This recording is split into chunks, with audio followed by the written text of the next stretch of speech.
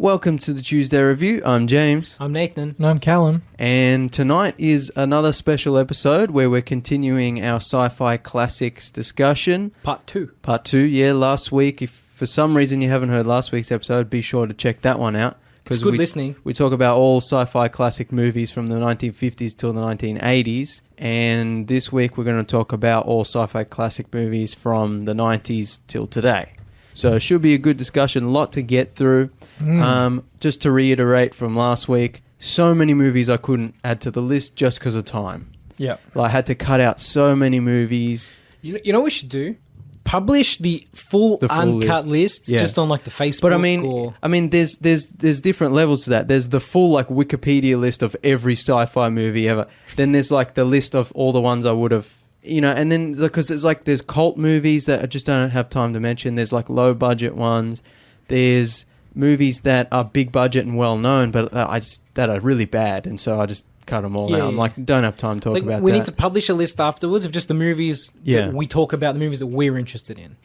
We could do another bonus episode of like smaller cult classic sci-fi classics.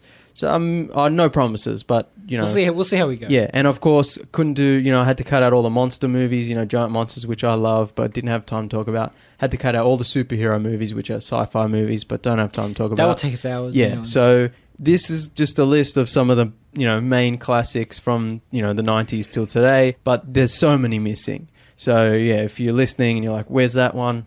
It was on my list, but I had to cut it just for time.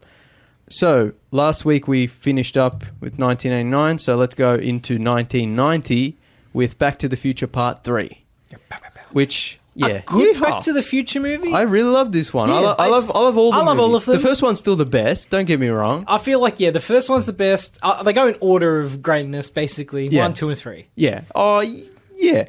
Some people would probably argue 3's better than 2, just because they like maybe the fun Western element, even if they don't like Westerns. Yeah. Because a lot of people don't, especially younger people, don't like Westerns. But it's just like a fun, kind of colourful action movie. But yeah, I mean, they're all good. People complain about 2 and 3, how bad they are. They all have their own strengths. Yeah. They all have their own strengths. They're all really good movies, but 3's my least favourite. I like That's fair enough. Yeah, like 2, I like that sort of almost like that time travel-esque and like going back and forth. Going back. I like 2 and 3 probably equally. I'm like 1 is the best, and then 2 and 3 I'm like, they're both really good. I can't really. It also, I'd feel the same way, and also it helps that they were filmed like back to back and released in like 89 and 90. So it was like they were meant to be a companion piece. Yeah. And it's really, the more you watch it, the more you see how like connected they are and how well they're made. I wish sequels were like that now. Speaking of sequels, Predator 2, 1990, another sequel everyone hates. It's not as good as the original, but it's pretty good. But what is? Yeah, true. Well, Terminator 2's coming up. But yeah, Predator 2, it's got some interesting stuff in it. I really like it. With a few changes, it could have been a really great movie. As it stands, it's still good, but just never lived up to the original. People, a lot of the sequels we talk about, people just hate them. Like I say they're the worst movie, worst sequel. Yeah. But it's not that bad. It's pretty good. RoboCop 2, 1990, again, not as good as the original. But it has some fun bits. I think they're movies I need to rewatch, I think. Oh, on the projector? Like I said last week, RoboCop, the first one, is like one of my favourite movies of all time. So I, more than anyone, would be in a position to hate RoboCop 2 more than anyone. Yeah. But, I don't find it that bad. There's some really cool shit in it, some really weird shit. Kane is a really cool bad guy. It's really funny and, satirical. It's not that bad. But speaking of Predator and speaking of RoboCop, like all the movies, sequels, reboots, remakes after this in these series, not worth talking about. Yeah. Just absolute trash after this. I know it really started with, Aliens, but the 90s really kicked off that genre of like, because this is the direction we're going in the whole episode for the 90s anyway. Yeah. That sort of action-heavy, almost buddy cop-esque sci-fi classic. Considering last week we talked about a lot of 50s, 60s, 70s sci-fi movies, it's like all those movies were never really blockbusters until Star Wars. The blockbuster didn't even exist until Jaws, technically. I mean, you had, movies like Gone with the Wind or whatever that were like so successful. But, the blockbuster stuff didn't really start till the 80s. We get Terminator, you get Aliens, you get all the big action movies.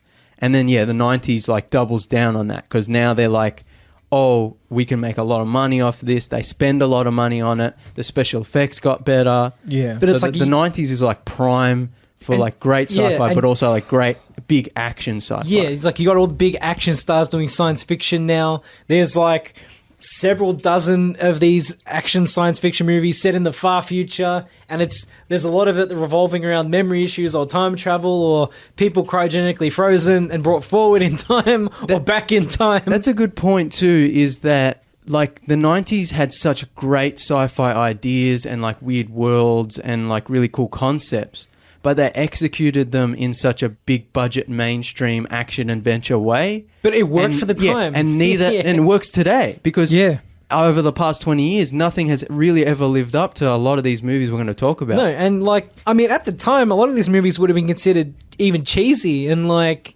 I don't know if they'd be considered cheesy then compared to now. But, you know, like, maybe, like we said last week, a lot of sci-fi movies just aren't taken seriously. That's true. You know, I think we would all agree The Matrix is one of the best sci-fi movies ever made. Possibly even one of the best movies ever made. Yeah. But, you know, did it win Best Picture? No. You know, it's that kind of thing. Yeah. It's the movies people take like seriously. I mean, they're taken more seriously than horror movies, but it's the same thing. You can have like the greatest horror movie. It's like he's never going to win Best Picture. It's like horror movies are the lowest, and then sci-fi movies are above that. You know. No. Well, I would say in terms of horror, like, fantasy, sci-fi. Oh yeah, no, fantasy's probably not even considered until Return of the King came out, and they're like, oh, we better give this all the Oscars because the trilogy was so successful. Speaking of the movies, you know, this kind of great idea, great execution. Total Recall, 1990. The quintessential, what a banger! The quintessential like science fiction, Arnie at his height. Action, like galore, like memory wipe. Yeah, it has all the sci-fi hits. Like he's got the Mars, memory loss. Yeah, he's got Mars. It's like a noir sort of like filled cyberpunky city. Yeah, it's like what do you call it? Like a conspiracy. Yeah, like espionage. Like, you know, getting inserted into like the terrorist group. There's mutants. It hits all the bases for the 90s. Yeah, ancient Martian civilization. It's got everything. And it's so weird, and like the style is so now I have weird. To go watch it. Oh, it's so good and so ultra violent and so cool. Bill and Ted's Bogus Journey, 1991. Excellent. We talked about last week how great the original is, and this is a case of the sequel actually kind of living up. Yeah, because some would consider this as good as the original. I don't know if a lot of people consider it better.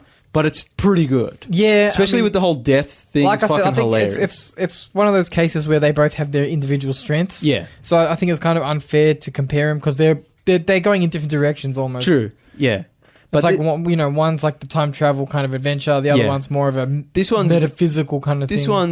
This one's maybe more, quote unquote, sci-fi because it's got like the aliens and station.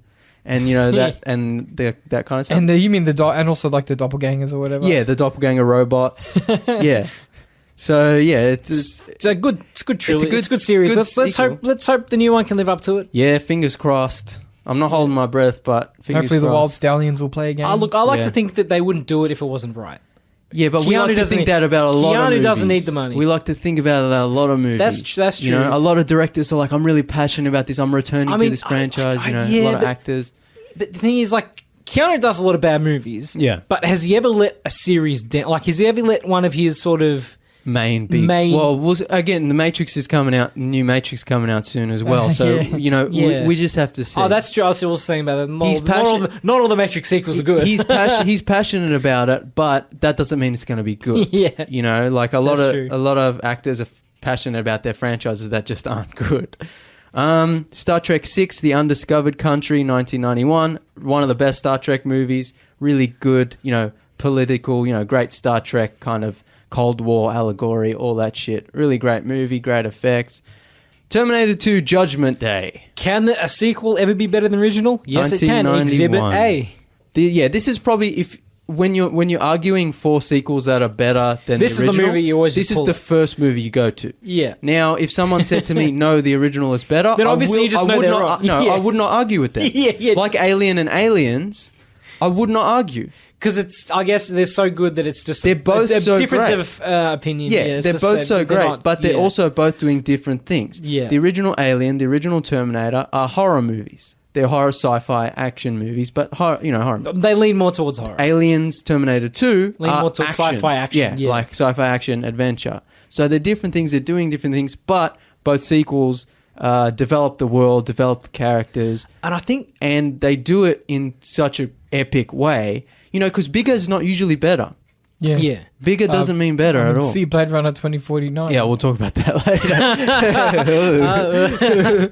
But Terminator 2 probably has one of my favorite antagonists of all time. The T-1000 is just shuts... Like, if the original Terminator was one of the best villains of all time, then making him the good guy and making an even better villain with the T-1000, like, that's pretty impressive. That's how you know you've got a good sequel. Is where you're like, you know, the bad guy's the good guy and the bad guy's even cooler now. Like, come on. It doesn't get much better than Terminator. It helps 2. that Robert Patrick is like such a menacing presence. Like, he's just... Like, I like Robert Patrick so much that when they got rid of him when they put him in the X-Files and got rid of Mulder, I wasn't like, that set. Yeah, you're like, cool. I'm like, look, some of the best episodes. I miss Fox, but I also like Robert Patrick. So some of the best episodes are from the Robert Patrick the later, one of my favorite all-time episodes of the X-Files is the Twin Peaks ripoff with Robert Patrick. Hey, if they reboot Twin Peaks again, they should get Robert Patrick. Yeah. All right, moving on. So, I mean, and also the special effects and like the stunts Cutting and the edge, action of Terminator 2. Just James Cameron at his best. Incredible. Incredible. Alien 3, 1992. Look, it's not great. I'm not as hot on. It's not as good as Aliens, but unlike most people, I don't hate it. It's got a lot of interesting ideas in it. It's not the worst of the sequels. You can watch it and be like, okay, this has still got some cool shit going on. But not great. They took it in the wrong direction. Universal Soldier 1992. This is my comfort area. Back to that action-heavy sci-fi. Yeah, but the only I was going to cut this from the list, but the reason I left it there is because it kind of spawned a bunch of shitty sequels in the 90s that were like super low budget, like TV movie was almost like not even worth mentioning. But then in 2009, they made Universal Soldier Regeneration, which was like a straight to DVD, straight to Blu-ray I never watched it. Sequel that ignored all the 90s sequels, and it was just a sequel to the original. And it's a really good movie. If you like action, if you like sci-fi, fucking watch Universal Soldier Regeneration. It's a really interesting, really cool, really violent action movie.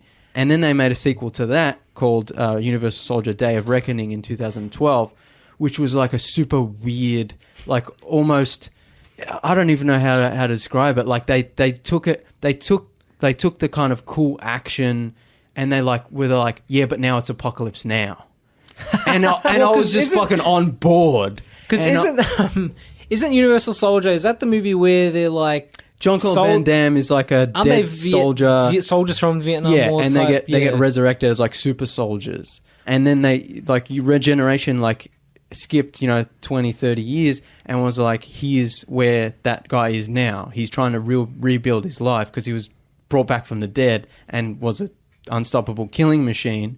And it's like, how does one deal with that? And he gets reactivated, quote unquote, as to become soldier. It's really cool. The action's really good. When we talk about action movies, all the best stuff's from the 90s. But if you want good action movies from the last 10, 20 years, it's all like the straight-to-DVD stuff. It's all stuff like Universal Soldier Regeneration. Feels counterintuitive, doesn't it? Yeah. It feels wrong to say that. I know, right? But, stuff like, all the Scott Adkins movies, like all that cool shit, that's all where you're getting your good action now and your violent, stuff. Because now all the mainstream stuff is superhero CGI nonsense. Very safe, PG kind of stuff. Coneheads 1993, fun. I haven't seen it in many years, but a fun movie. Well, I remember liking it. Yeah, it's a fun sci-fi movie. Weird. Yeah, really weird. Demolition Man 1993. One of my favorites on this list. You only saw it for the first time recently, right? I did. Yeah. I loved it. I loved every minute of it. I would argue this movie's also weird. It is a little weird. In a certain way.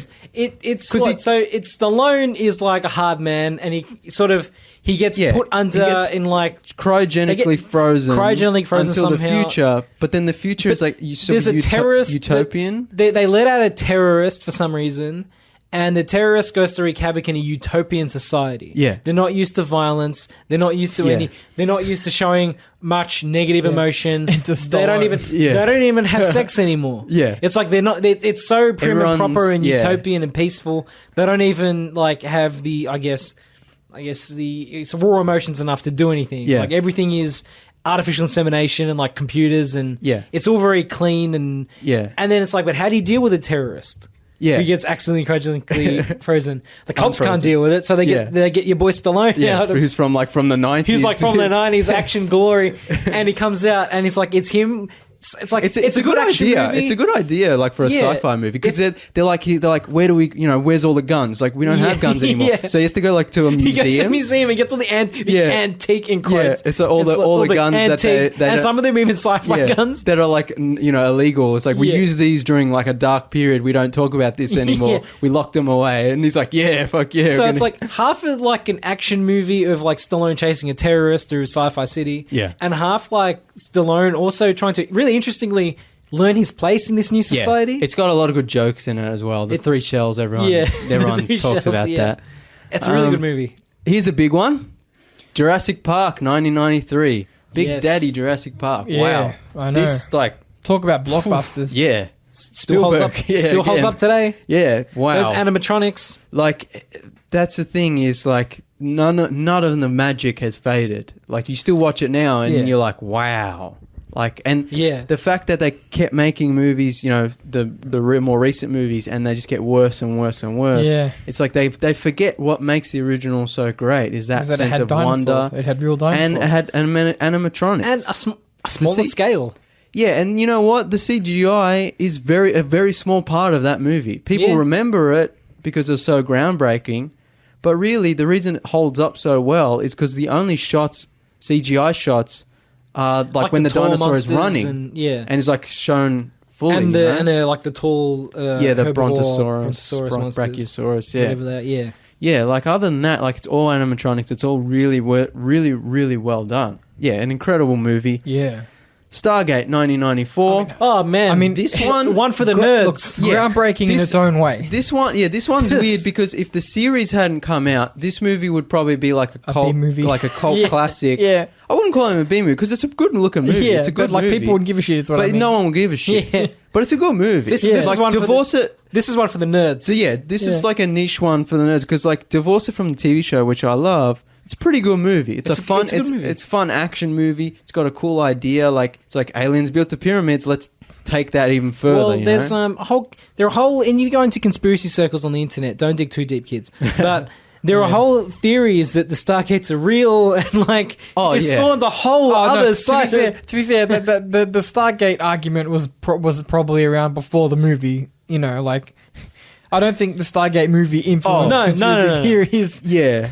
Like there's sort of wormhole gates and all that kind of stuff. If you're a certain kind of person, it opened up a whole new era of what could be out there in ancient civilizations. The concept of the Stargate is probably one of the coolest ideas in science fiction as a genre. It's so good. Like the wormhole, just the best. Yeah. Because it opens it up to unlimited possibilities. Yeah, and the fact that there's like, the chevrons, you can dial like where you want to go. Dialing and there's like almost an unlimited combination of, the places you can go. And there are different Stargates on different planets. Yeah. With different like destinations. Yeah. So I mean, the movie itself's really good, and then it didn't really do that well, I don't think. But then it spawned the TV show, which I love and a huge fan of. Yeah. Like an empire of its own. Really. Yeah, and then that's where really a lot of the love for this franchise comes from. But unfortunately, like if you think about it, like if you say to someone, have you seen Star Trek? Maybe. Have you seen Star Wars? Probably, definitely. Have you seen Stargate? Nah.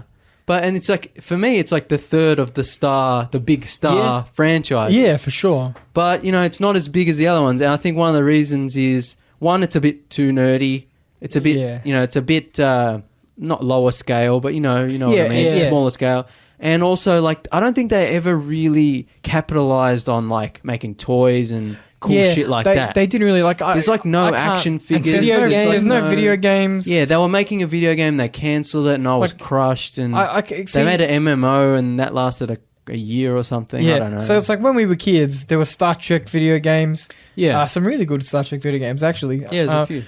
There were Star Wars games. Yeah. Where were the Stargate PlayStation 1 games or the 64 games or whatever? Where's my little Stargate playset where you get the ring and you get the little Jafar Lego soldiers? set. Yeah. Like, it wouldn't even be that hard to make. All you need to do is have like a little plastic decoder ring. It's a ring. When you get to the right number and a little plastic purple portal comes.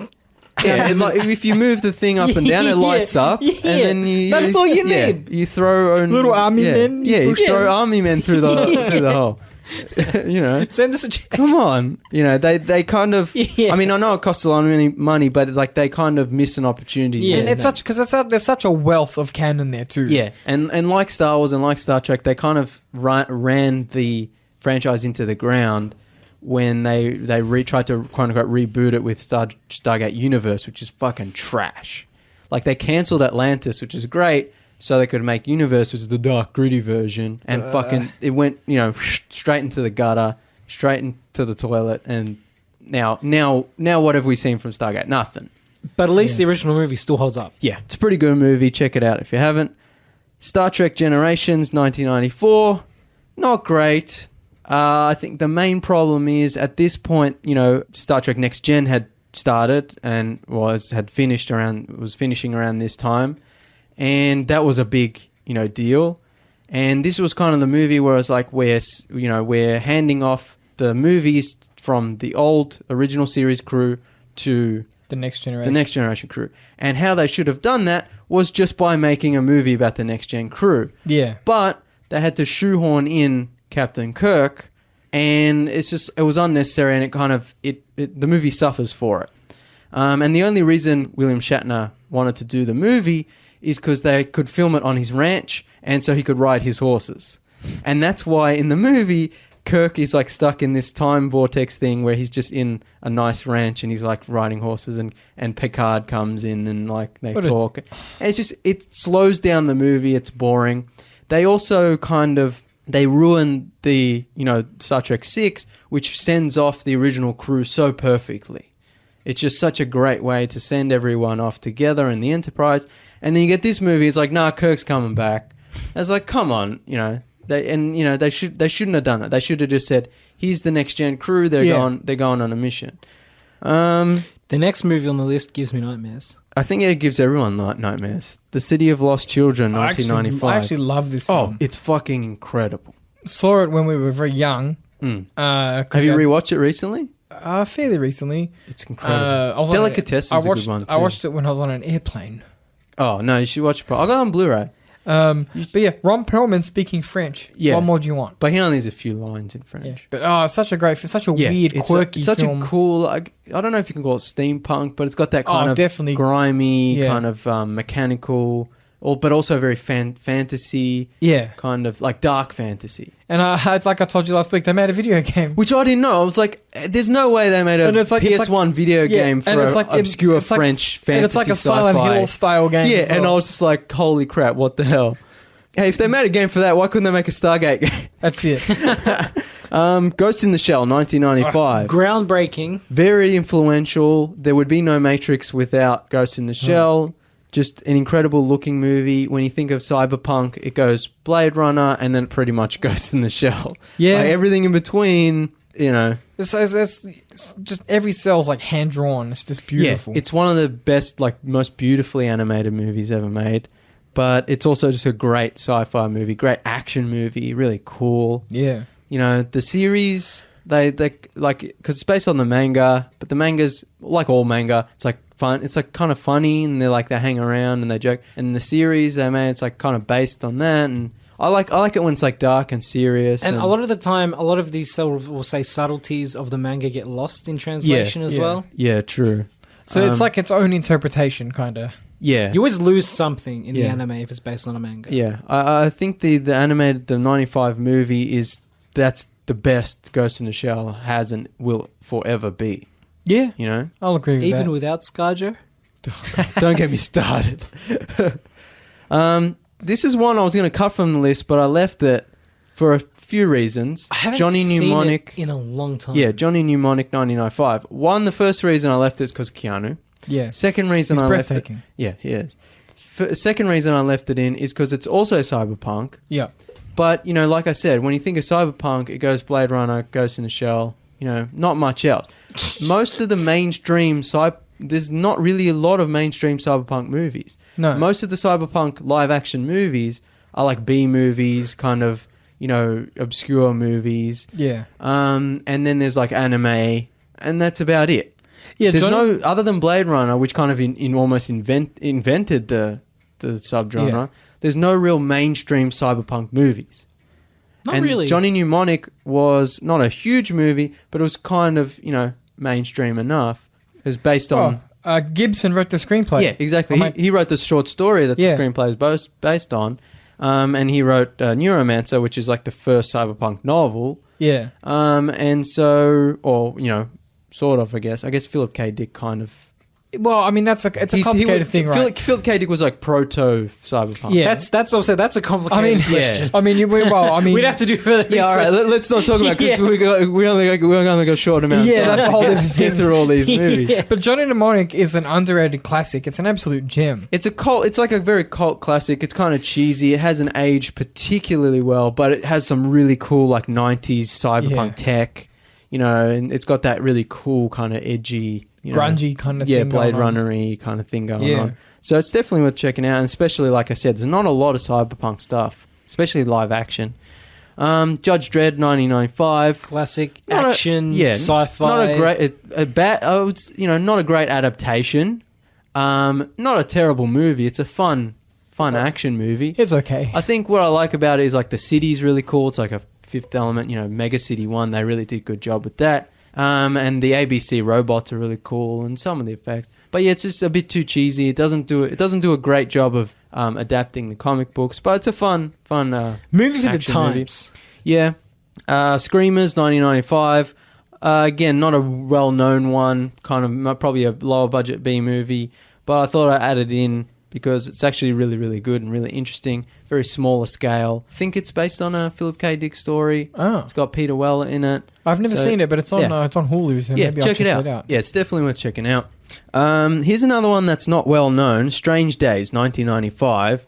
This is one that if you like sci-fi, you must see. Not a lot of people have seen it.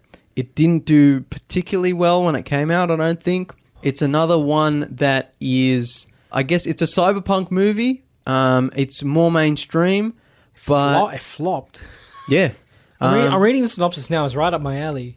Strange Days, yeah. Yeah, I guess it was kind of mainstream, but yeah, never really took off. So when you say Strange Days, people don't know what you're talking about.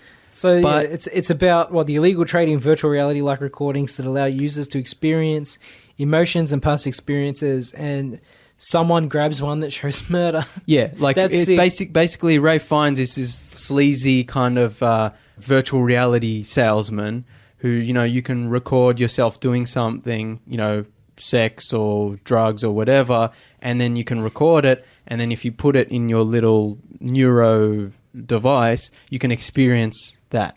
So he kind of deals in these little, you know, experiences, and he sells, you know, black market sells them. That's so cool. Yeah, and of course one is a snuff film, and he has to figure out, you know, who the murderer is, and the cops get involved and all this. It's really cool, really kind of stylish. I really love it. But yeah, like I said, you have to see it, but not a lot of people have even heard of it. It's one I'm going to have to watch, I think. Oh yeah, it's great.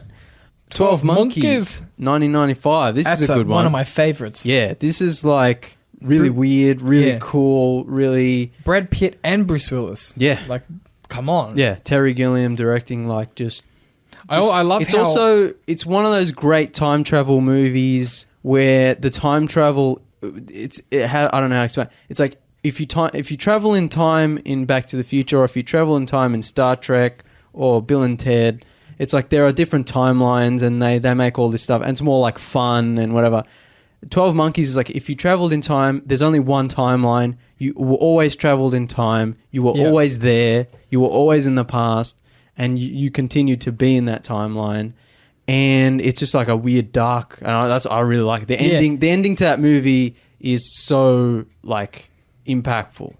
Yeah, it's really... I love just how gritty it looks in terms of like even the future stuff. It's all really dark and subdued. Yeah, And I also love it how he ends up in a mental institution. Yeah. Of course he would. Yeah, exactly. Like it's got all those elements of like, yeah, it's like if you did come back in time, no one would believe you. But they really, because it's Terry Gilliam, they really push that kind of dirty kind of like he's in that insane asylum and then people are freaking out and Brad Pitt's just like yelling at him, you know, doing the hand thing and you know, it's great. Also, somewhat unpopular opinion, I liked the TV show. I've never seen it. It's not bad. I heard it was okay, but I never bothered it was watching alright. it. I mean, I think when you make a TV show based on this, it's like you're losing so much just by the fact that you had someone like Terry Gilliam making it like a weird movie that you just lose a lot of the weirdness and a lot of the style. Here we go. Waterworld, 1995. masterpiece. If listeners know anything about this show, it's that we like Kevin Costner, 90s era science fiction epics, and Waterworld is a perfect example. Just ticks all the boxes. Yeah, like it's got everything. It's Mad Max on the ocean. Like what's not to love? I mean, like we said, we don't want to rehash too much, but they built the sets. Yeah, like that's a thing. They built that. It's so impressive, and it's a cool world, and it's really well realized, and it's cool as shit, and it's fun. It's where we get our catchphrase from. Yeah, that's where Adios Cousins comes from. Dennis Hopper's the bad guy. He says it. Yeah, just such. I love the costume, everything about it. The costume design, great. everything. It's everything. This movie flopped when it came out, and people still consider it terrible. It's a great movie and a great science fiction. I mentioned it to someone. Have you ever seen Waterworld? And they're like, ugh. Yeah, because they heard it was bad. They jumped on the bandwagon, even though they probably never seen it. Or they just don't like Kevin Costner. I mean, I love me some Kevin Costner. Yeah, if I had $1 for every person who I've talked to who doesn't like Kevin Costner. I've got like all these movies on Blu-ray. I fucking love Kevin Costner. Escape from LA, 1996. I mentioned this one. It's not as good as the original. A lot of people don't like it. I kind of like it because it's like John Carpenter didn't just make a sequel. He almost like made I don't know, maybe a parody.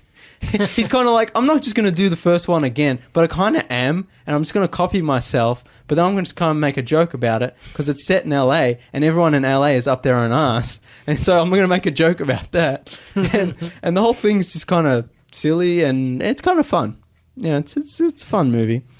Independence Day, 1996. Another classic. Another classic. Yeah, not great, but considering... This hit... Like, you're talking about blockbusters. Yeah. This is a blockbuster, and this is almost like that Will Smith action comedy sort of sci-fi. It's light. I'd say it's lighter it's not as heavy as some of the previous movies you're talking about. It's like an action disaster movie kind of thing. Kind of, with a large dash of Will Smith kind of. Yeah, with he's Will like Smith cocky comedy type. Yeah. Yeah. The effects stand up pretty well. It's a fun movie. But yeah, I mean, it's not exceptional or anything, but it was a huge blockbuster at the time. It's a big movie. It is a big movie, and I can rewatch it again and again. I can still have a good time. It's a fun movie.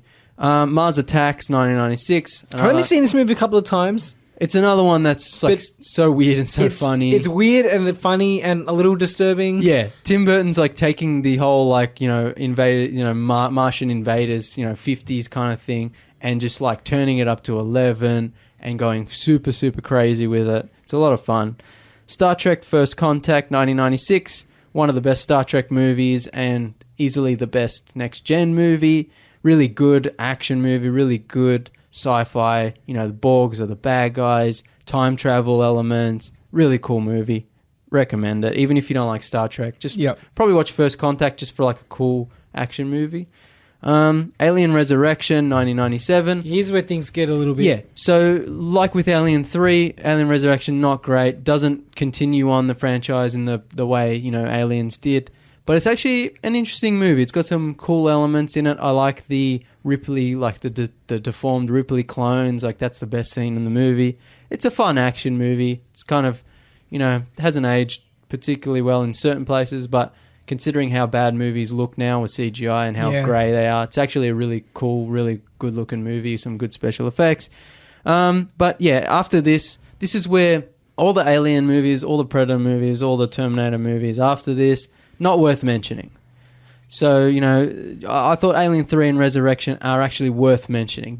They're decent movies with interesting ideas, some cool effects.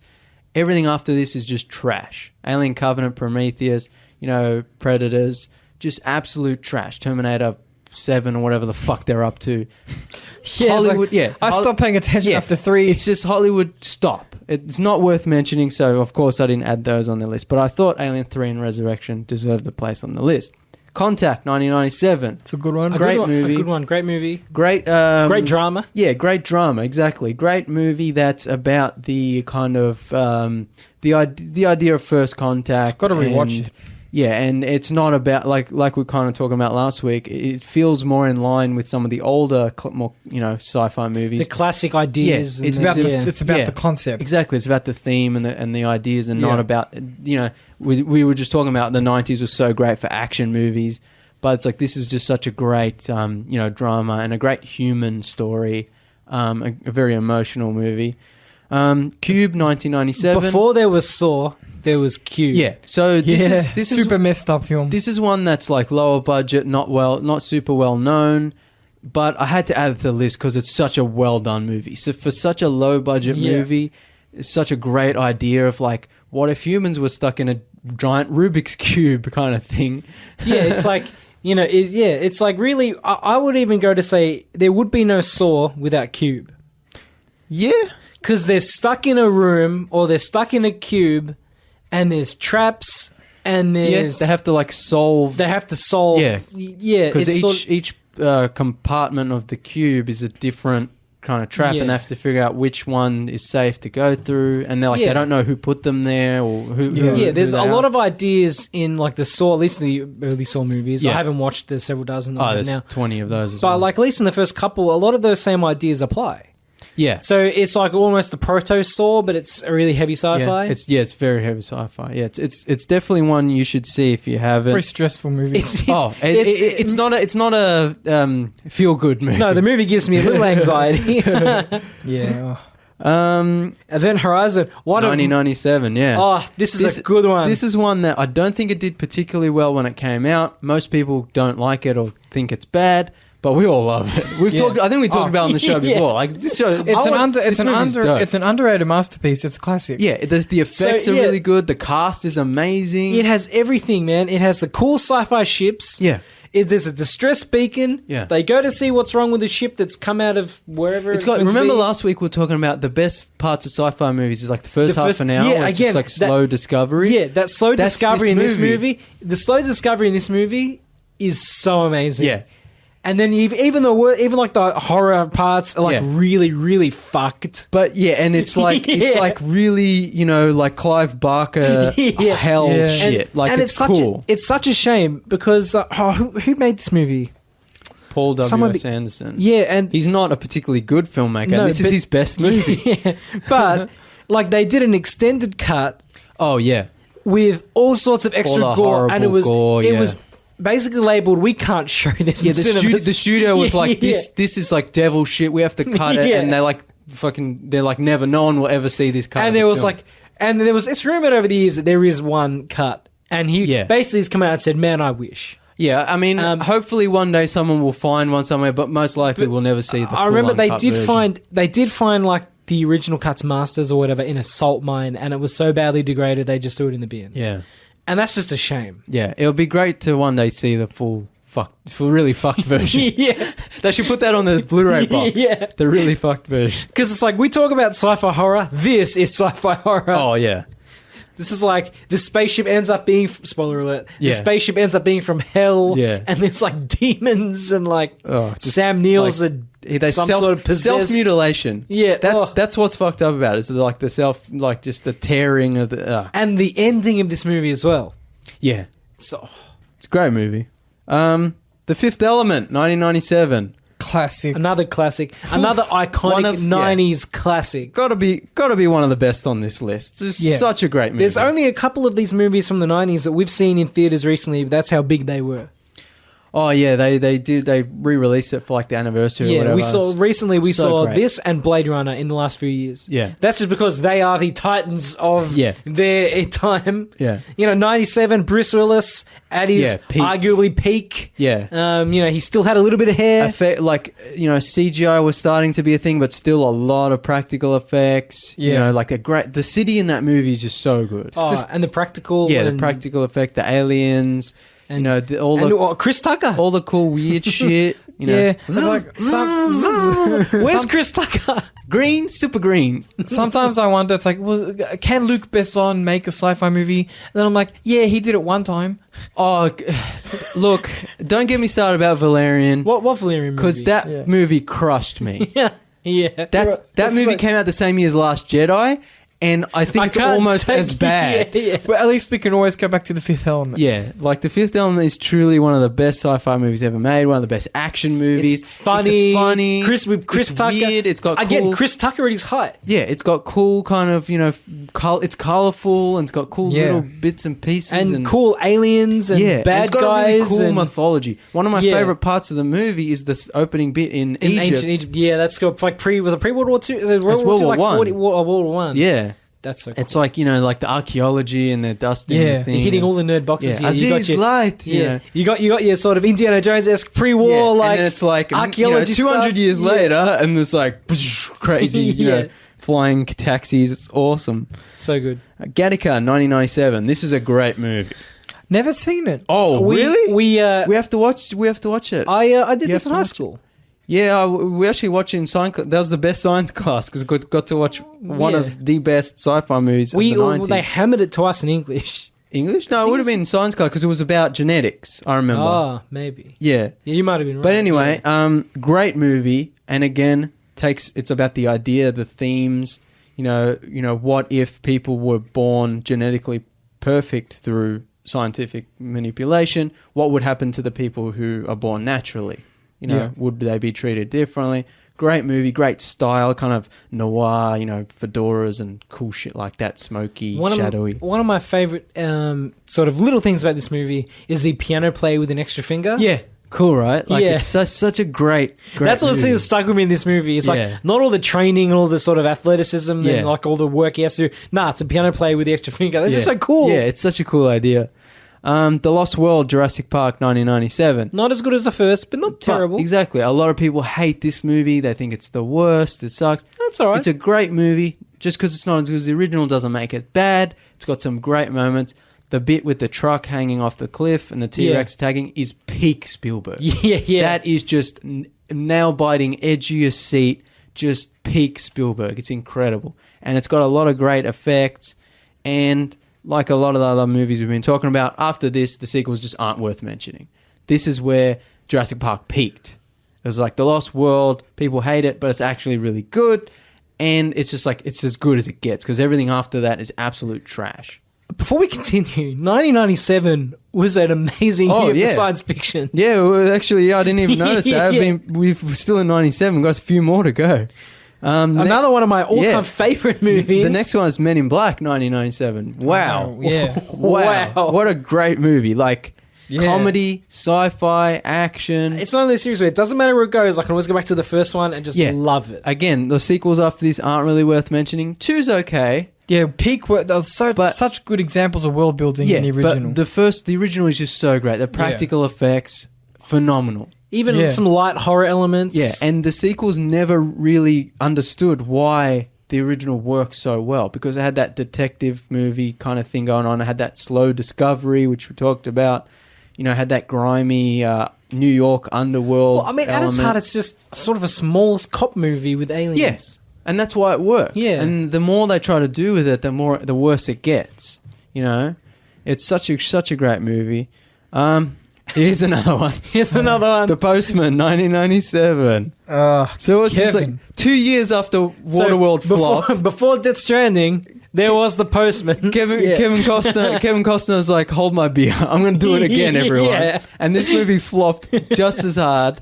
But we love it. And everyone hates it, but it's so good. Yeah, so it's cheesy. It's so fun. It's like, it's how could this movie fail? It's amazing. Because it's like 3 hours long and it's just Kevin Costner delivering letters, but it's all fucking amazing. Yeah. So that slow discovery, this is slow discovery. Yeah. It's like a slow delivery. Yeah, slow delivery.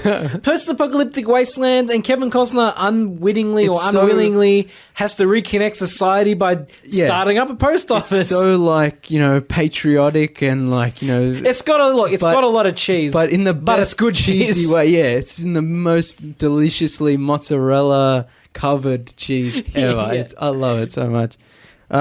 Starship Troopers, 1997. Still in 97. Talk about action, man. This is a great movie. This is a good one. Fucking great sci-fi action movie. Violent, cool, monster, alien monster, bugs, cool as shit. Great quotable lines, very satirical again, It's like Paul Verhoeven made a movie where the good guys are pretty much Nazis. Yeah. It's just such a great subversive but fun like we were saying, all these 90s movies, great action, great adventure, but also cool ideas, doing weird things that now mainstream studios wouldn't dare. They wouldn't dare to make a movie like Starship Troopers now. No way. Such a great movie. Armageddon, 1998. I don't really like this movie, but I put it on the list because it's a big movie. It was a blockbuster. Yeah. It was a big movie. Had a big cast. Yeah, I generally love 90s disaster movies like Deep Impact and Dante's Peak and stuff like that. So I think it's my mum's favorite movie genre. The disaster movie. Oh, yeah, for sure. Yeah, 90s disaster movies were just the best. Like the practical effects with a little bit of CGI, just so good. But yeah, I never really liked Armageddon that much, but I thought I'd mention it because it was a big movie. And, I guess it's classic, there's a, meteor coming. But Deep Impact is better. Deep Impact 1998 as well. Yeah. I guess we should mention. Great movie. Dark City 1998. This is one I haven't seen in a long time. This is a good one. Wonderful film. This was The Matrix a year before The Matrix came out. Stylish as fuck. Yeah. Like so stylish. Film noir, detective. Weird. But really great. Gothic-y. Sci-fi. Yeah, sci-fi ideas. Incredible movie that everyone should check out. Underrated. Yeah, exactly. Very underrated. Yeah, if you say to someone, have you seen The Matrix? Yeah, of course. Have you seen Dark City? Yeah. What's that? It's a really good sets. Oh, yeah. I like it's It a looks really incredible. really great looking film. Yeah, it's a really cool movie. Lost in Space 98. We mentioned this I think last week, but Look, I saw it as a kid. I didn't hate it. Yeah, it's not a great movie, but it's cheesy fun. Yeah. Soldier 1998. This one a lot of people don't know, a lot of people don't like. If I've heard of it. I've heard of it, but I haven't seen it. I put it on the list because I like it. It's a fun action movie with cool sci-fi ideas. Super soldier. It's got Kurt Russell, which is always a plus, and it's written by one of the guys who wrote Blade Runner. I forget which one, and he kind of backdoor underneath. Set it in the Blade Runner universe. So it's kind of if you want to think of it in a certain and way. So is Alien. It's kind of a prequel to Blade Runner in a way because it's about super soldiers, and then it's about grown super soldiers and a traditional human soldier has to go up against them, show them that he's because he's human, he's like top dog. Yeah, he's the one who because I can outthink your algorithms. Yeah, exactly. Yeah, stuff. But it's like really cool, violent. 90s action. Nothing ever comes close. No, even John Wick's great. And there's some good examples of the last 20 years. But 90s action is still the best. It is just cool. Sphere 1998. Like last week, I said this the underwater one. Yeah, like last week, I said I love that kind of subgenre of like underwater sci-fi movies. Yeah, this is another one of those. The ending kind of lets it a bit down, but otherwise it's a great movie. Slow discovery. All that cool I think shit. I remember enjoying this movie, but I didn't like the ending. Yeah. Star Trek Insurrection 1998. Not terrible, not great. It kind of just feels like a long episode of Next Gen. The villains are cool, but it's not a great movie. It's just it's all right. The X-Files 1998, the movie based on the series. It's a good movie, but it took a lot from the show, right? Didn't it borrow? Yeah, it technically takes place in the canon of the show. Like if you end season 7 or 8 or whatever at one point, and then you watch the movie, and then you start, it technically takes place into continuity. I remember it borrowing quite a few themes from like episodes. Yeah. I mean, that makes sense. But I guess they didn't want to alienate people who maybe hadn't seen the show or hadn't seen all the show.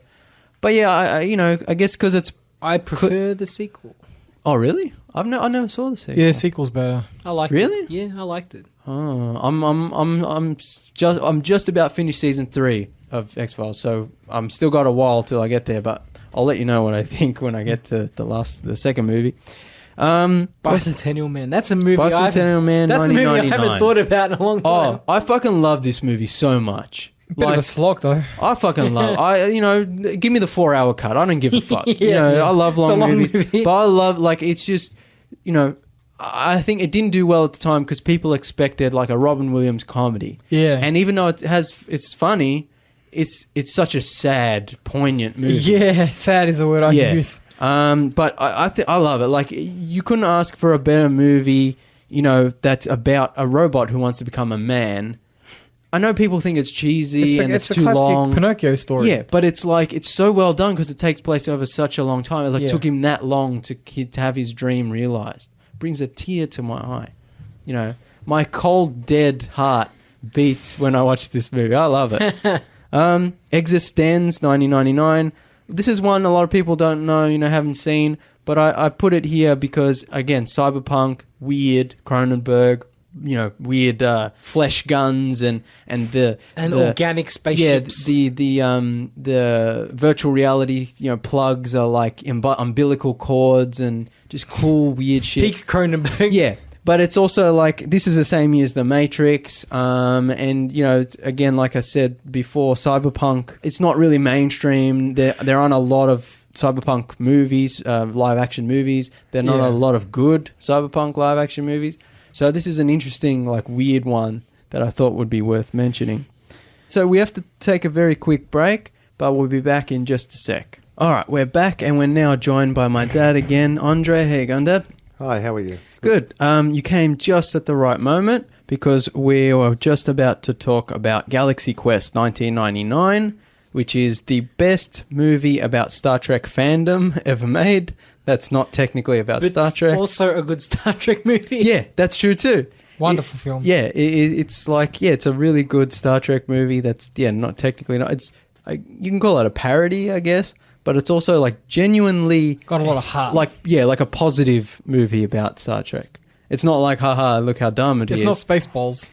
Yeah, I mean, It's simultaneously it's simultaneously a gag, but also it has a serious story as well with a serious villain. Yeah, and it's poking fun, but also and it's also because it's about the show that they made, in the 80s, and then it becoming real life. It makes it. It's got add that extra meta, that meta dimension to it, where it's about the fandom and people who love the show and go on online blogs about it, and they end up helping with the actual real life galactic war situation. This is a really great movie. It's really funny. I just love the ending as well when the ship comes down and they're like, I knew it. Yeah. The effects are pretty good too. They stand up really well. So next movie, The Iron Giant, 1999. I had to cut out a lot of animated movies, but I felt like this one was really important. Didn't do well on its initial release, but it's a classic. It's a cult classic now as well. Yeah. It's sort of one of those movies that's been respected over time. Yeah, it's such a great, the animation's beautiful, but it's also such a great movie that's simultaneously an homage to classic 50s, alien invader movies and stuff like that, but also a cool 90s adventure, animated. It's a great movie. The Matrix. The big one. 1999. And this pretty much changed everything. Yeah, this changed people's lives when they saw this. Everyone was like, are we in a simulation? People still come into my work looking like it got released yesterday. you all know, you see someone in the street and you're like, oh yeah, he loves the Matrix. The leather black jackets, the glasses. No, he just goes to raves a lot. Well, maybe. What can we can do a whole episode just on this. Yeah, I mean, there's a lot of philosophy that goes into this movie. Yeah, it's like we've been saying with all these 90 movies, the cool sci-fi ideas, but also the cool action. This is the movie that is the perfect balance of philosophy and what you're saying before, slow discovery. Yeah, the slow discovery in this movie is second to none. The first half of this movie is just all about discovery and exposition and introducing you, and then shit hits the fan and it's just techno music and machine guns and guys jumping. But that first half, that sort of slow world building. Yeah, 10 out of 10. Oh, so good, and the action is unrivaled even to this day. Yeah, for sure. The kind of John Woo, bullet time that they and they invented this, the turning camera, slow motion, all this cool stuff. And people don't, maybe they do realize, but a lot of people probably don't think, like, there's so much practical effects that go into this. It's why it stands up to this day, kind of like Jurassic Park. And there's a lot of CGI, but the reason it stands up is because it's mostly built around a practical foundation. Yeah. They only use CGI when they really have to. And that's why the sequels... I'm sure Keanu can't actually dodge bullets, so it's good that he's CG. I don't know, I reckon he could. Have you seen those videos of him training as John Wick? Where he's like... But anyway, the way... it's just such a cool world. Again, cyberpunk. This movie took so much from Ghost in the Shell. It was so successful that even with in my opinion, the drop in quality after the first one, it's still in demand today. People still want more content. Oh, the idea is so, just the world they created and the idea around it. It feels like something you shouldn't waste. Yeah. They should be churning it out, but also... then you get to a point where it's not special anymore. That's right. You don't want to oversaturate things. And as we saw with the sequels, it's kind of like the more they went with it, the kind of less interesting it got because they got a bit too far up their own asses. Yeah. So the new one coming out... We'll see. We don't know anything bit apprehensive, but we'll see. But just because, the Animatrix, there's so much stuff you can explore in that world. There's so much other stuff you could do. I kind of wanted them to have a big run of comics. There was a short run of web comics, but there was never an ongoing series or cool. Imagine an anime series or an ongoing series of comic books or that. We talked about this when they announced the new Matrix movie. They should have just done Animatrix 2. Yeah, I agree. So, but we'll see what they do. But really really cool movie, really influential. Every action sci-fi movie after this took something from the Matrix, in terms of how they shoot the action or whatever. And just really cool, weird cyberpunk shit that, like I said, isn't really that mainstream and hasn't been really explored in a lot of live action movies. Yeah. Or at least successfully. It also caused many a mental illness among impressionable people. Yeah. There's that. The whole idea, because are we in a simulation? Yeah, this film really took that idea and ran with it and brought it to the masses. I'm sure simulation theory had been around before, and but not to such a mass audience. Now it's mass. But they now named that the syndrome after it, I'm pretty sure. Now that technology has gotten to this point, it's I guess it's more prevalent because it's of course technology's gotten so good, it would make sense that we're in a... And there are scientists and all these people who are of course we're living in a simulation. It's what do you mean? What are you talking about? If we're living in a simulation, I think I've got the wrong program. Oh yeah, whoever's writing this whoever's writing this season is a fucking madman. Oh god. No moderation at all. Yeah.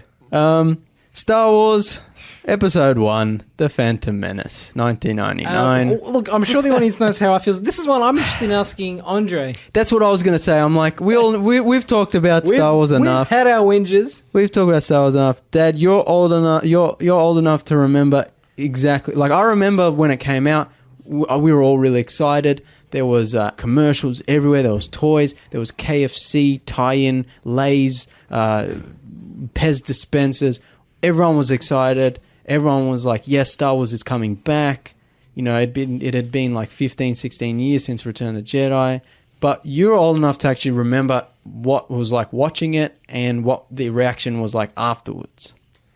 Well, the anticipation was, out there. Yeah. Because of such a time went past. However, there was always reservation about the prequel being made. But... you didn't know what to expect. There was no...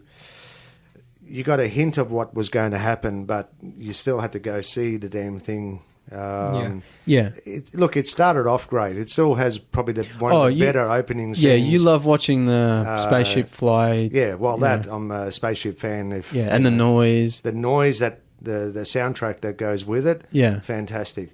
Pretty much after those buzz droids come out... pretty much falls apart. Oh, the battle droids. The roller droids. No, the buzz droids when they destroyed the ship for the first time. The little flying ones where they use their wings walk? To walk, yeah. I think they're called buzz droids. No, buzz droids are the little, the razor ones in Revenge of the Sith. That's a disaster we won't talk on another scale. But it had promise, but it had so much that it let it down as well. And I think CGI issues. Yeah. And, look, you know, it wasn't. It still was received well because. You've got to remember, it wasn't probably aiming for my age anymore. Yeah. And it was aiming for younger age. And even though, you know, we all balk at Jar Jar, there were a lot of kids that liked Jar Jar. I know I've talked to a lot of, you know, people I work with who are a bit younger than us, and they will love Jar Jar. And it's kind of like we were talking about where the prequels, kind of people growing up who grew up with the prequels, like they love that shit. There's it's unconditional. And so it's going to be a really shitty time in the next 10, 20 years when all the people who grow up are like, we're going to make... Taking inspiration. Yeah, exactly. I love the theory that a larger audience reaction to Jar Jar eventually was negative. Yeah. But I love the idea that Jar Jar was going to be the ultimate bad guy. Darth Jar Jar. Darth Jar Jar. Because there's like little video, I don't know if they're like Easter eggs or if they're intended. It's hard to tell. Some of the CGI elements are like, they hint that Jar Jar's a bad guy. There was false stuff. Yeah, there was this YouTube like video that was like a whole like, here's all the hints. It's like a documentary. And, like I'm someone who's like, nah, fuck that shit. But also I was kind of like 50-50. I think it might be true because knowing George Lucas, he was probably trying to do that. And when people had the negative reaction, you could see how distraught he was about having to cut Jar Jar's part down. Yeah. And especially because Jar Jar's, you know, the one who gives the executive powers to the Emperor. And it's like, I think he was trying to do something with that. But I love this little... You can look there's footage on YouTube where there's Jar Jar like force mind controlling people and like there's little hints. There's little hints. And he opens a door. Yeah, and there's like his mouth is moving when someone else is talking. And it's really weird. If it is true, it's the stupidest shit I've ever heard, and it just points. It points to the fact that it's just a funny A-side to like what could have happened. It points to the fact that George Lucas went off his rocker, and is why the prequels are so terrible. But I will say... What, do you give him a different voice when the dark side that would be overtakes him? He starts talking all of a sudden James Earl does that. But, you know, the thing is, if you take away the Anakin story, if that was a sequel, not a prequel, the scenes on Naboo... Look, we don't have time to go into it because it'll take up the whole show. You know. But one of the main problems of the prequels is it looks too modern to be a prequel. But I will say, as much as I hate all the prequels, as much as each other, they're all terrible films with little to no redeeming qualities. The Phantom Menace is the best of the prequel trilogy. Yeah. That doesn't mean it's good. No. It has the most practical effects, which is good because all the CGI in the prequels is terrible and overused. It has a great soundtrack score by... The soundtrack is amazing. By John Williams. Gave us pod racing. The pod racing is actually really fun and well done. We got some good video games out of pod racing. Yeah, and the Duel of Fates, the fight at the end, it's a fun martial arts fight.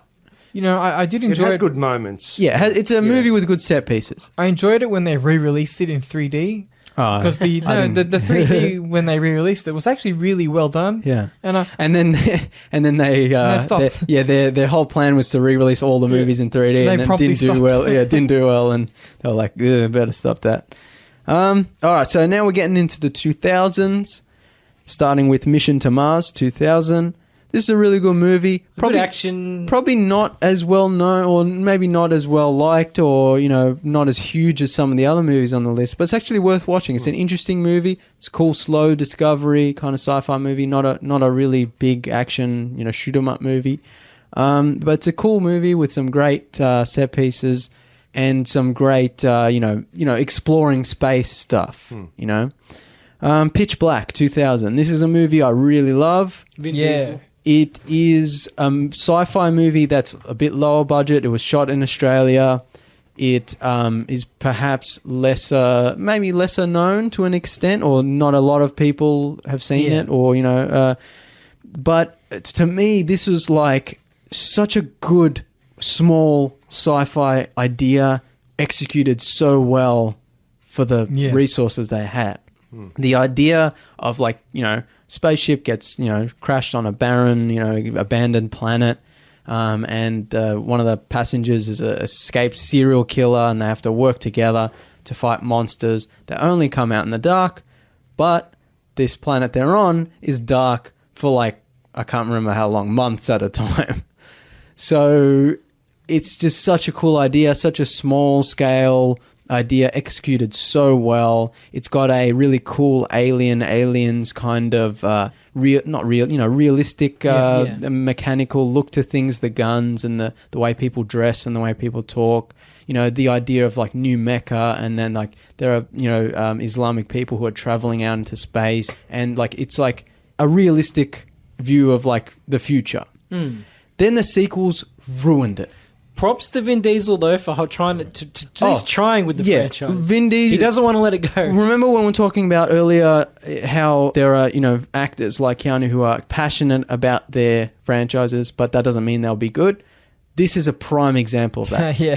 Vin Diesel is secretly, not secretly, he's a huge nerd. Massive, he has his D&D character name tattooed on his back. He plays D&D. He loves like all that nerdy shit. Yeah. And Pitch Black, he was, the Riddick universe, he was really invested in. And the only reason he agreed to cameo at the end of Tokyo Drift was so he could get the rights to make another Riddick movie. But unfortunately, after Pitch Black, the movies just shat themselves. The writer-director went completely off the deep end. He turned a cool kind of realistic, gritty sci-fi movie into a bizarre space fantasy with like teleportation and kings and queens and sword fights in space. And I'm like, that's great. If you want to do that, make that movie. I'll be down for that. But why is Riddick, a serial killer, now the hero... the hero of your franchise? Not only that, but he's been revealed to be the last in the race of Furians, these beautiful, magical, strong alien creatures. And I'm just like, what is this bullshit? You made a fucking dope, gritty movie about a serial killer having to help these stranded astronauts, and turned it into a Lord of the Rings in space or some shit. I don't know what the fuck he was on about. And they made a PG-13, which is even worse. They made a good video game, though. Yeah, it was alright. It was okay. People love it, but, me, when they start introducing that, he's kind of a Furian, but it's like, fuck that shit. But anyway. As far as the royalty part goes within those movies, it was trying to emulate Dune. Yeah, but it's like, if you want to make a space fantasy, that's fine. Don't make it a sequel to... It'd be like if Lord of the Rings was the sequel to Aliens. Like, you'd be like, what? Yeah. Or, like... it Gandalf created the aliens. Exactly. That's like, weird. And then they made that third movie, which they made lower budget, and they made it R, and they tried to bring it back to the first movie. But then they just kind of ended up copying the first movie because there was a bunch of guys on a planet and the aliens attacked them, and it was just shit. And they really squandered what could have been a really interesting world and a really really cool sci-fi world. The Dark Fury animated short that they made to bridge the gap between Pitch Black and Chronicles of Riddick, it's really cool, interesting animated short. But other than that, like, it's one of those franchises that just went into the toilet and it's never going to recover. Yeah. And it's very sad because Vin Diesel is so passionate about it, and I'm sure he wants to make more. But after Pitch Black, it's just, they're all shit. I think the next movie, Titan AE, is massively underappreciated. Yeah, so Titan AE 2000, this is one you would usually cut out of the list, but I grew up watching this movie on VHS. I love it. Yeah, we did too. It's a good movie. It's a great movie. Keep going back to it. Yeah, it's really cool. Sci-fi animated, space, adventure. It's got cool aliens and, laser gun fights, and it's very cool. It's a fun movie. It's kind of swashbuckling. Yeah, it has that. AI 2001, Spielberg. Too long. This is a movie I didn't like the first time I watched it. I liked it a bit more the second time I watched it. I don't think I've watched it many times since then. The movie's just too damn long. I feel like, because originally Stanley Kubrick was developing it, and then he passed away, and Spielberg, who was close with Kubrick, was like, well, I'm going to take on the project. I have a feeling the movie under Kubrick would have been much better because I feel like the material suits someone like Kubrick more because of just the nature of, like, you know, we talk about Bicentennial Man. Yeah. It's like the nature of the Pinocchio story, but in this kind of dark, twisted sci-fi world. And Spielberg's just a bit too whimsical. Yeah, definitely. Which works on certain elements because part of the whimsy is the Pinocchio element of like him trying to visit the fairy and turn into a real boy. But I don't know, there are other elements that don't really work. I don't know. It had good bits in it, and it's not a terrible film, but it's not perfect by any means. It's an interesting movie, but you know, I mean, you can say this about a lot of movies, but I want to see the Kubrick version. You know, what like, because you can see like Kubrick would have been like, I'm going to build he wanted to build a robot, like a humanoid robot. And they tried to develop one for him, and they're like, "Sorry, we can't do it." And he's like, "Do it!" And then he passed away, and they stopped that idea. But it's like, imagine like how far he would have, how far would he have pushed it, you know? Donnie Darko, 2001, cult classic. And a very interesting time travel movie. Yeah, very weird, kind of dark movie. Weird, very dark, very dark. Really cool, like very stylish, very thought-provoking, yeah.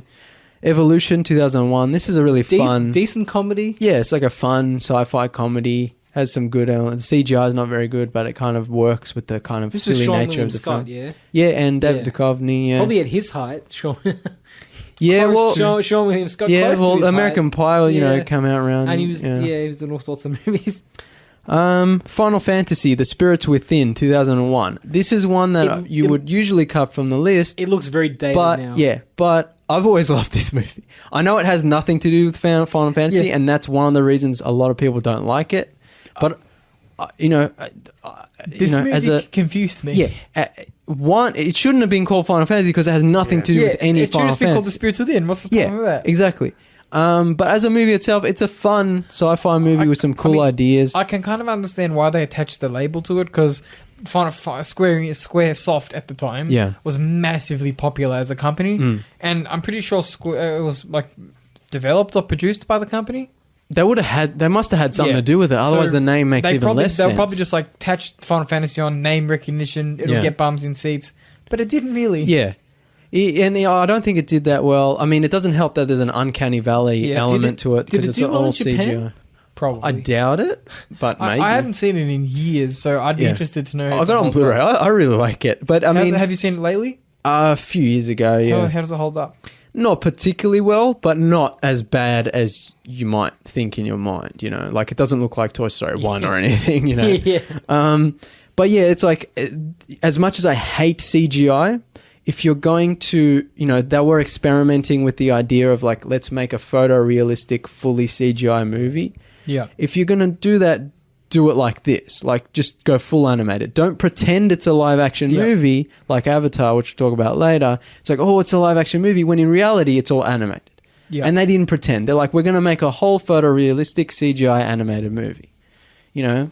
It's a cool thing. And, it's like a cool curiosity or whatever, like to look back on, you know? Yeah.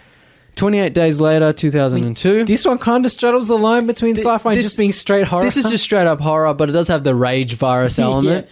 Is this one of the first examples in mainstream cinema that we get actually like a really, not a walker zombie? Like a runner. Oh, the run, yeah. Like something. Oh, they're like in Dawn of the Dead, aren't they? The Dawn of the Dead remake, but that came out in 2004. So this is like a more predatory, fast, much more dangerous I don't know zombie. I don't know if it invented the fast zombie, but it was definitely changing it up a bit, but executing it so well. Yeah, it's a classic. This scared the shit out of me when I watched it. Doing it on such a low budget and being like ultra violent. Tense film. Yeah. Cillian Murphy's really good. Yeah. Also has the classic. I think the English part of it gave it a difference as well. That's another good point as well, because it's like, set in England and all that. It's like, it makes it feel different from the normal. Yeah, it felt different in that sense, It also created the whole meme thing with Don't Dare to Open Inside. No, that's Walking Dead. That was Walking Dead. Yeah. Are you sure? Yeah. Yeah. Oh, my bad. Yeah. Still good though. Oh yeah, no, you're right. Of course you are. Yeah. It's also a really good like survival movie where there's bits where they just go to like a shopping center, a grocery store. The scene when they're in the house. Yeah. And it's like they're just like sitting there is like so tense because you know something's going to happen. You can feel it. Yeah. It's just a really, really good movie. Danny Boyle wants to make another one, doesn't he? They've been saying that for over 10 years. I mean, they made comics too. I mean, it's a pretty good franchise. I hope they do, but also at this point, I'm like, might be too late. But 28 weeks later, 2007, contrary to everyone else, I fucking love this movie. It's good. Everyone hates it. Oh, it's so bad. It sucks. It's one of those things where it's not as good as the first one, but it's that still doesn't good. make it bad. Yeah. And it's like, yes, they went bigger. That doesn't always mean better. But what they did, I think, worked. You know, like expanding the virus and being like, it wasn't just a small, thing. It was like, it was quite big, and the action scenes are well done, and the horror scenes work well. Especially the opening scene of that movie is just chef kiss. Wow, what a tense, disturbing, intense, brutal opening scene. And I always hoped, for years they were saying they're going to do another one, because at the end of that movie, the virus gets to continental Europe, and there are all these rumors, it's going to be set in Paris. Oh, they're going to do one in Red Square in Moscow. And I'd be like, I was like, yeah, fucking cool. Nothing ever came from that. And Danny Boyle has said, yeah, he would be like to do another one, or, he wouldn't mind. But I don't know if that's ever going to happen. And at this point, is it too late? I don't know. They could do it. I'd be interested in seeing it. Equilibrium, 2002. This is another movie not particularly well known, a lower budget one, but I think it's a really interesting movie. It kind of takes a lot from Matrix and, the gun fu kind of gun kata, I think they call it. It's like the shooting, and it's a cool movie. It's a fun movie.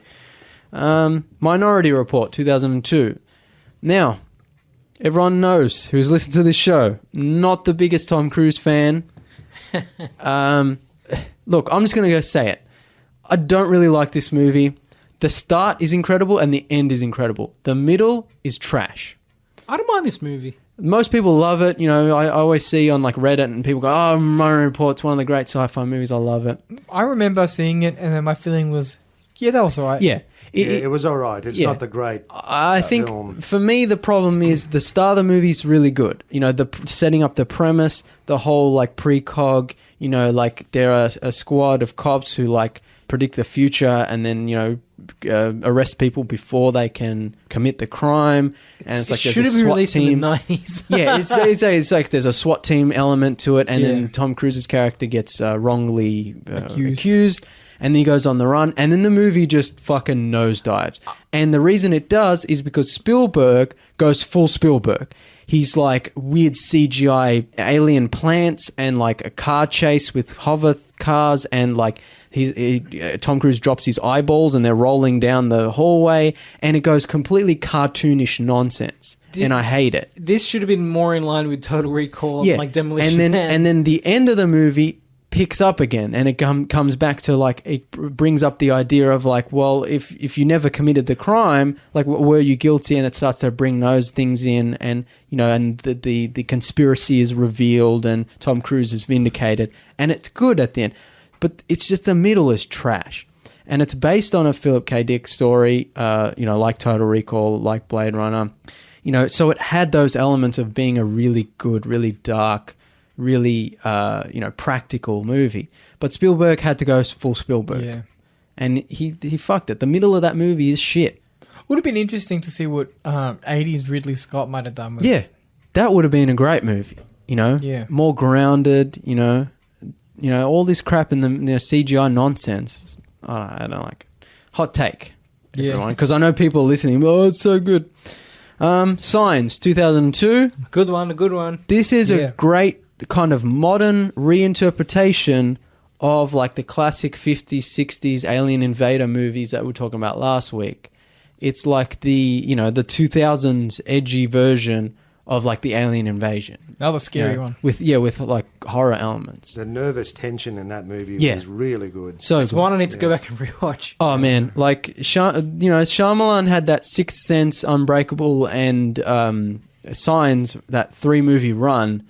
It was like, this guy's unstoppable. Yeah. Like, people will call him the new Hitchcock and all this stuff. Like, he master of suspense. But yeah. And then it all went downhill. I mean, there's that one scene in Science that's just like nightmare fuel when the alien walks birthday from the party? birthday party. Yeah. And it's just, it's like blink if you miss it. Yeah. And it's like, it's there, but you have to be paying attention. Yeah. It's such a great, it really is a great movie. And just like the fact they're watching Joaquin Phoenix's character's like watching the TV under the stairs, so the kids don't see on the news all the lights, the UFOs, and they're like watching, and then they're like keep moving the TVs further and further away, and all the glasses of water. It's such a great, like, Shyamalan was just the master of that, setting things up and then paying them off. So good at that. Star Trek Nemesis 2002. Everyone hates this movie. It's not great, but has some cool bits in it. Has some really good effects because it was, when CGI was becoming a thing, but still they were using like real practical models and stuff. Has some cool elements. I think it would have been better if the Picard clone was played by Patrick Stewart instead of like babyface Tom Hardy. I know, it's not bad. It's an interesting movie. It's more interesting than Insurrection. Insurrection might be a better movie overall, maybe, but Nemesis is like perhaps more of a interesting movie. One beef I have with this movie, being a spaceship fan, is that because the Enterprise D never really got that intro like the B did, and the A refit did. Okay, so the D just came to be from the series. Yeah. Then the D got smashed up. Yeah. And the E had no launch. Yeah, just the movie starts. I think they should have devoted at least maybe couple of shots, like even Galaxy Quest, launch. Just okay, let's take it out there. You know? Or at least they should have mentioned at some point like the launch. Like even if you're not going to show it, give us some cool shots of it and mention that the E. Yeah, all of a sudden the E's there. Yeah. And unless you're a fan of the actual next gen thing, you kind of like lost. What's this new spaceship? Well, I mean, all the Enterprises look similar, so I don't think anyone will be lost. But it loses that. It loses that romance. That like a launch of a ship is always wonderful. Should be special, in any movie. Yeah. Going back to Galaxy Quest, I love when the thing is just scraping. Scraping. I love that. That's so good. But like considering how bad Star Trek has gotten over the last 20 years, Nemesis in retrospect is pretty fucking great. Relatively. Star Wars Episode 2, Attack of the Clones, 2002. Don't watch it. Moving on. Look, they turned the Fets into Kiwis. This came out when I was about 12 or whatever. As a kid, I was just so excited for new Star Wars. I didn't care. The Phantom Menace. I didn't have the prequel problems. I was just like, yay, toys. Yeah. But Attack of the Clones was the first time in a Star Wars movie I remember vividly being bored. This is not me retroactively imprinting my current thoughts on my younger self. I remember vividly being in the cinema, throwing popcorn at my friend's head because I was so bored. It's the worst. It's CGI nonsense. It looks like shit. It's boring. The romance is creepy and completely... Look, the romance is an issue in this original. It's weird. Sand does get everywhere. Yeah, I don't like sand. It's too sandy. It's just... I think it was if whether you like Phantom Menace or not, by the time Attack of the Clones came around, this is where George Lucas just lost the plot. Yeah. And he destroyed Star Wars for good. Like, this was the final nail, or the first nail, because there were many nails to come. Revenge of the Sith was the final nail, God. And hit again. We'll get to that. Yeah. The Matrix Reloaded, 2003, and The Matrix Revolutions, 2003 as well. These movies were filmed back-to-back and then released a few months apart, which is a cool idea, but... I mean, the effects still hold up today. The practical effects hold up very well. Yeah. The CGI, they went a bit overboard. Now, as someone who's rewatched these movies recently, it's not as bad as people think it is. It's only bad because when it is bad, it's really bad. Like, people remember, the 100 Smiths fight, and people think, oh, it's too much CGI crap. I watch that movie, like, frame by frame, like, slowly. I pause that and watch it. There's so much practical effects in that. It's really impressive. It's an exceptional fight. But when there is CGI in it, it's so cartoony and wibbly and flubbery, it makes you think the whole thing is just trashy CGI nonsense. But it's not. And that's one of the big problems with the sequels, is this, that just as all those CGI nonsense, it retroactively destroys what is actually some of the best practical effects in science fiction. Especially the freeway chase. I was going to say, the freeway chase is amazing. They built a freeway and then crashed real cars into each other, slow motion shit. But people don't remember that. All I remember is the wibbly wobbly CGI bits. When I think of Revolutions, all I think of is the freeway fight. Yeah. Oh, that's Reloaded. Reloaded. When I think of Reloaded, the second one, all I think of is the freeway fight. Reloaded is a good movie for action set pieces. Yeah. Like the freeway chase, the fight scenes, the cool ghost twins, like it's got some really cool bits in it.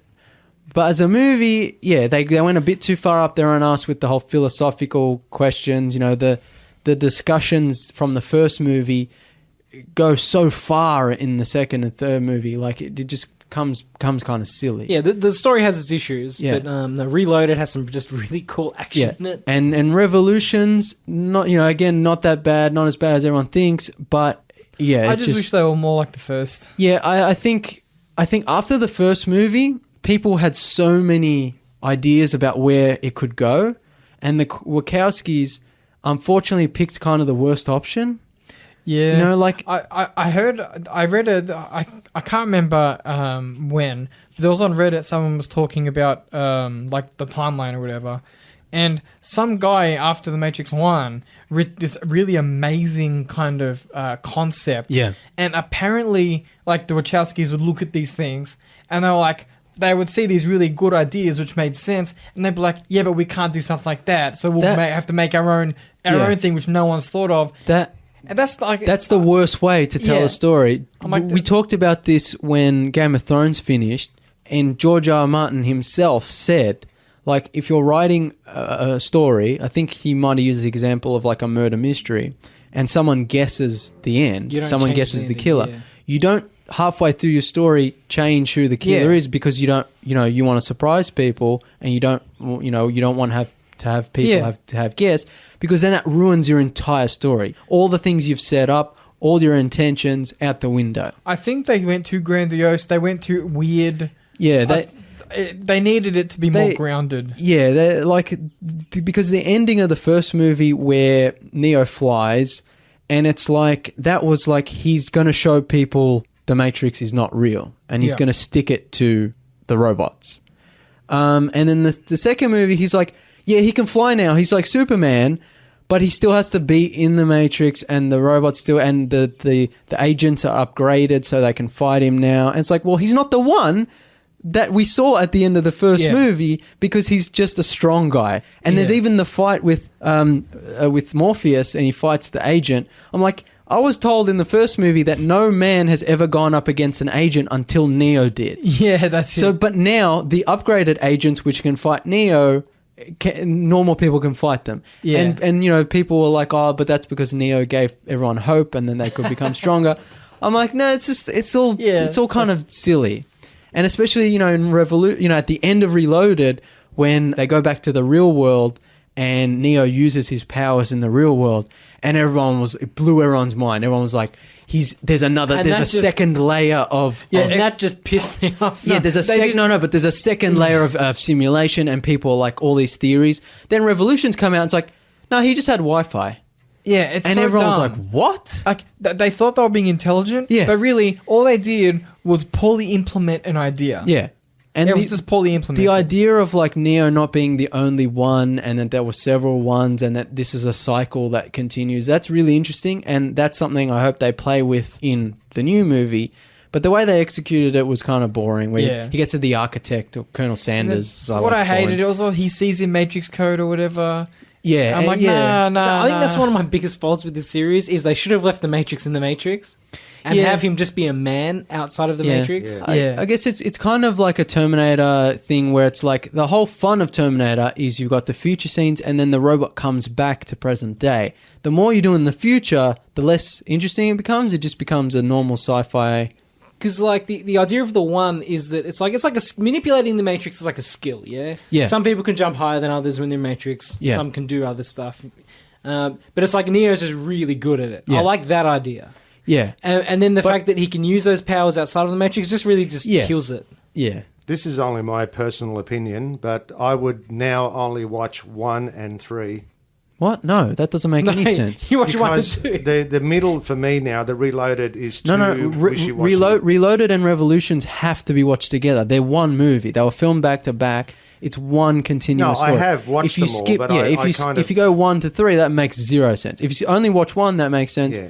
If you watch 1 and 2, that doesn't really make sense. Yeah. No, I understand, Andre. I get you. Yeah. Really. I like number 3 because Really, it's got exoskeleton. Oh, you like the Yeah. But that is a cool where war the what do you call them? The snaky octopusy things that come out of the Sentinels. Sentinels.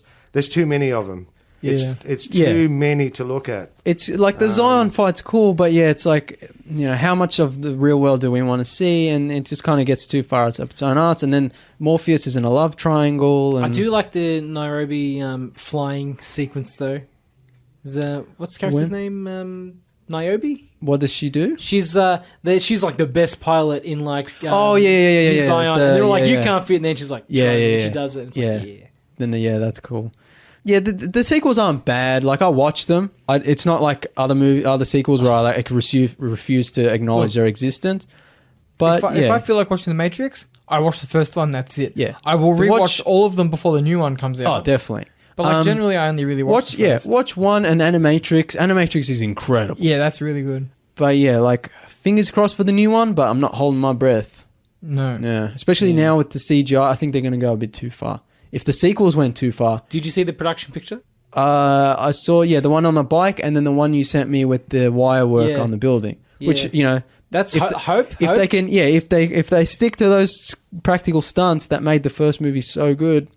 Keanu could always go on set and be like, "Look, I've done this a few times now with John Wick, but you still do practical." Look, considering only one Wachowski is involved, that doesn't mean anything. No, I don't know. It's a CG question, really. It's how much CGI. It's how much CGI are they going to do, and how far up their own arse are they going to go with the story? And are they going to take a story in an interesting place, like we're discussing now, rather than them thinking they're smart and going like we're going to do a weird philosophical thing that no one's ever thought of? I think the magic only worked for the original because it was like them together working on it. I don't know how if you only take one Wachowski, I don't know. Because their work hasn't been so great lately. But it's like they both worked on Jupiter Ascending, and it's like that wasn't good because they both worked on it. It doesn't. It's possible, depending on how this new one works out. It's possible the only way to make a good Matrix movie is to not have the Wachowskis involved. Yeah. Who knows? We'll see what happens. No, that's fair. iRobot 2004. It's not bad. It's fun. It's Will Smith makes some jokes. It's got an interesting idea. Not great. Some of the robot sequences are not bad. The robot's pretty cool. In the very early part of it. Yeah. It's nothing like the book. They bought the rights to the book so that they could use the title and so that they could use the 3 laws of robotics. Yeah, that's about it. Other than that, they made like an original action movie. Yeah. And this movie would be better with more practical effects and as a slower, more contemplative, Blade Runner-esque sci-fi movie.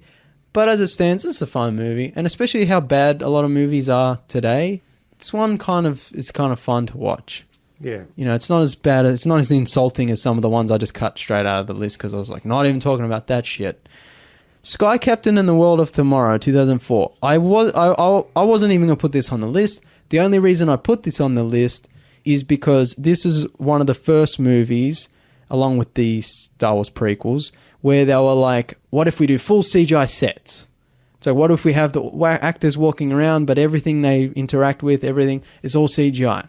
and it was supposed to be this revolutionary thing, and the director was like this young hot guy, and everyone was like, yeah, he's going places, and it flopped, and no one liked it, and the director, like, I don't think ever made another film, if I'm not mistaken. And it's a movie I don't like, and it's not a good movie, but it's interesting. But it also points to a problem, which will get more prevalent as we go down this list, of the overuse of CGI. Where, yeah, it was interesting, Spirits Within was interesting, they made a whole... But do we want that for every movie? No. And, the movies from now onwards, just the CGI use goes completely ham, especially the 2010s. Like everybody jumped on the bandwagon. Yeah, the 2010s is just ridiculous. Yeah. Too much CGI nonsense. It looks terrible, and it really... We've been talking about a lot of these movies from the 50s to the 90s. It's like that's where sci-fi was at its peak because you still had practical effects. Yep. And now it's just CGI nonsense. It's overused. It looks terrible. And they use it when they don't need to, and they use it as a crutch. And yeah, it's really sad. Serenity, 2005. Careful with spoilers here. I haven't seen it. Haven't finished Firefly. I need to watch it. How can... it's just... Is the episode over? Are we done? I'm going to throw him out. Yeah. What the... Come on, man. Firefly, it's 14 episodes. You can smash it out. Yeah. One, Firefly is one of the greatest sci-fi shows ever made. Two, I'm still salty it got cancelled. Like any good brown coat, still salty. Three, Serenity, the movie based, to end, as a sequel to the series. It's not great. I mean, I guess, any like kind of like the X-Files movie, any movie that's based on a show where it's kind of like a continuation. It's kind of like they have to do so many things to match it up, but also like bring it into the theatrical movie world. And it's a good movie. I like it.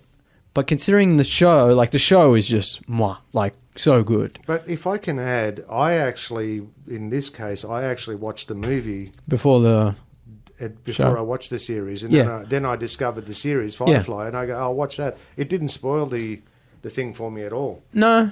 Yeah, I think a lot of people watch the movie first and then discover the series. It didn't spoil it for me at all. Yeah. I wasn't, that really spoiled. I shouldn't have done that. No, no. Not at all. But yeah, if you haven't seen Firefly, one of the greatest sci-fi shows of all time. I have no defense. I know I'm doing a bad thing when I don't watch Firefly. every minute you're not watching Firefly is a minute wasted. Star Wars Episode 3, Revenge of the Sith, 2005. Even I'm going to ask you to skip on that one. I just want to say, I think we've talked about this before. People now have this really sick, twisted idea in their head that Revenge of the Sith was the best of the prequels because it was, quote-unquote, the dark one, or that it was a legitimately good movie because it was, quote-unquote, the dark one. Yeah, it's a dark one because you couldn't see the bloody movie. Yeah, personally, for me, Revenge of the Sith is the worst of the prequels. And even though all three prequels are as bad as each other and are all terrible, the third one is just absolute goddamn disgusting trash. From minute one, it is like, what the fuck is this? There's buzz droids eating Anakin's ship and they're making jokes that aren't funny, and R2 pisses oil onto battle droids and then sets them on fire. And meanwhile, Chancellor Palpatine is being kidnapped by Count Dooku, and General Grievous rocks up with... And he's coughing, and it's like, who the fuck is General Grievous? This is the end of the trilogy. Why is he coughing? What the fuck? And he keeps running away the whole movie. He's not even a good bad guy. And then it's fucking a disaster. Yeah. And people legitimately think it's a good movie, even though it's so bizarre and soul-crushingly Oh, it's bad. They try to put out the fire on this battleship coming into land. Mind you, it's got a direct runway. Just the first, almost being the first how long is this? Like 20 minutes, half an hour of the movie is like its own movie. Yeah. I'm like, what the fuck is going on? And then the movie starts, and it's like nonsense politics that doesn't make any sense, and CGI up the ass, and it's just like, what the fuck? And creepy Padme and Anakin stuff. The Star Wars movies get worse. Don't worry. We don't even see the Clone Wars. And it's like they're saving that for the TV show. The fucking the fight between Obi-Wan and Anakin at the end, people legitimately think it's the best duel. It's one of the worst. Who cares? It's one of the worst things I've ever seen. They're just waving their lightsabers in front of each other. A lot of spinning and there's like CGI lava, and they're just fucking jumping on these little hoverboards. I'm like, what the fuck? And because a lot of the lightsaber fights are far away, it just looks like little anime figurines jumping around. It looks really bad. It's the worst fucking movie. Yeah. But luckily, in 2006, we get one of the better ones. Oh, Children of Men, 2006. This is a fucking good, underrated masterpiece. Yeah, this is a good sci-fi movie. Good, again, good idea, good execution. Good, what do you call it? Grounded. Yeah. Not so fantastical. Really, really good. Really good sci-fi scene. Like a really good classic scene in this movie too. The one-shot take. Yeah.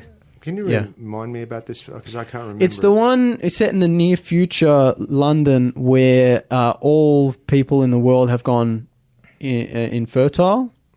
And there's like one woman who gets pregnant. And it's about like a bureaucrat who like helps this young woman with the help. Now, yeah, the movie's just like keeping her safe. Yeah, they have to keep her safe and get her out of they're in like the city. a combat zone or something. Yeah, and there's fighting going on, and the baby, like she has the baby, starts crying. and the baby starts crying, and all the fighting stops. Is that Gerard Butler? Yeah, no, Clive Owen. Oh, Clive Owen, yeah, and all the soldiers stop. They're just like, oh my god. Yeah, and everyone's like, oh, and then once he gets far enough away, they all start shooting again. Yeah, that's a fucking good movie. That's like on this list. It's like that's one of those good 21st century and a lot of people haven't seen it. Shame on them. Like what I mean is like it's popular, but it's like it's in those. You'll be on the internet and there's like some list of movies you have to see. Yeah, it's always in those lists. But like if you ask some random person, it's not mainstream. Chances are there's like maybe 40% chance I've seen it. Yeah, no, it's one of the best sci-fi movies. It's one of the best 21st century sci-fi movies. Sunshine, 2007. This is a good movie that kind of starts to fall apart after a while. It's got some really great special effects and some really cool designs. I remember not liking this movie, really. I'd recommend I recommend rewatching it because it's not a bad movie. It just has problems and it stumbles towards the end. It's got a really great cast and I like, all the crew members and the designs of the ship and the space suits and all that. It's all really cool. But then it just kind of loses its way after a while. It doesn't really know what it wants to be. Yeah. But it's a good movie, definitely worth watching. Visually beautiful too. Visually, it's pretty good. Yeah, it's the special effects stand up really well. Avatar 2009. This is you're skipping one. Yeah, I don't want to talk about Cloverfield. Don't want to talk about Cloverfield? No, the only reason I put it there because I had to cut out all my monster movies that I love. Yeah. The only reason I put it there is because I consider it a terrible piece of shit movie and I hate it. The only reason I put it there is because it spawned that weird Cloververse, which didn't seem to go anywhere and was a disaster. It was an interesting idea, but you had someone like J.J. Abrams behind it and he fucked it all up. Fuck him. Avatar 2009, one of the worst movies I've ever seen in my entire life. I hate it with every fiber of my being. I will say, I went to the movies to see this in 3D. Yeah. It was good. The experience of seeing it in 3D was actually really cool. The movie is terrible. I understand, but that kind of proves my point. Is the movie is a 3-hour tech demo? It is. That's the problem with the movie. Yeah, the experience of seeing it in 3D at the theater, it proves that 3D technology could be really amazing. Yeah. I think, but the actual story and the movie itself, it's a glorified tech demo. It's a waste of time. I think James Cameron was kind of like George Lucas with the prequels. He was too focused on pushing the envelope with the technology and not focused enough on the story and the characters, which, as we've discussed, is the most important part. And the movie is just nonsense. It's essentially Dances with Wolves in Space. Yeah, it's Fern Gully, Dances with Wolves. Yeah. It's so many different movies. Yeah, it's several movies, but I have a feeling James Cameron wrote it on a napkin. He was just like, it's Dances with Wolves in Space. But every time you hear an interview with him, what does he talk about? The CGI, the 3D. And he's made like 3 more movies. Yeah, he never talks about the world or the characters. He just talks about the tech. The tech, because that's what it is. It's a tech demo. This movie would be great if it was 20 minutes and you went to IMAX to see it as a novelty, as a gimmick. It's a trash movie, and they're making like 4 more or some shit, and it's a waste of time. Yeah. James Cameron, between Titanic and Avatar, James Cameron made no movies, just focusing on trying to get the tech good enough to make Avatar. He wasted 12 fucking years and another 10 years on top till today making the sequels. Ridiculous. When he could be making good practical effect, well-written... He's done it before. ...sci-fi movies. He's made some of the best. Some of the best movies on this list are James Cameron movies. And yet... like George Lucas, like a lot of other filmmakers, he's now in my one of the worst filmmakers list. I feel like... because he's just lost it. I kind of feel bad because I feel like he's one of those directors who's like, I have to stay ahead of the curve or I'm going to fall behind. And so he's overcorrected himself into going full CG, thinking that he's doing this to survive almost. Because he thinks he's... Not that. He's like, I want to do it before everyone else does. Yeah.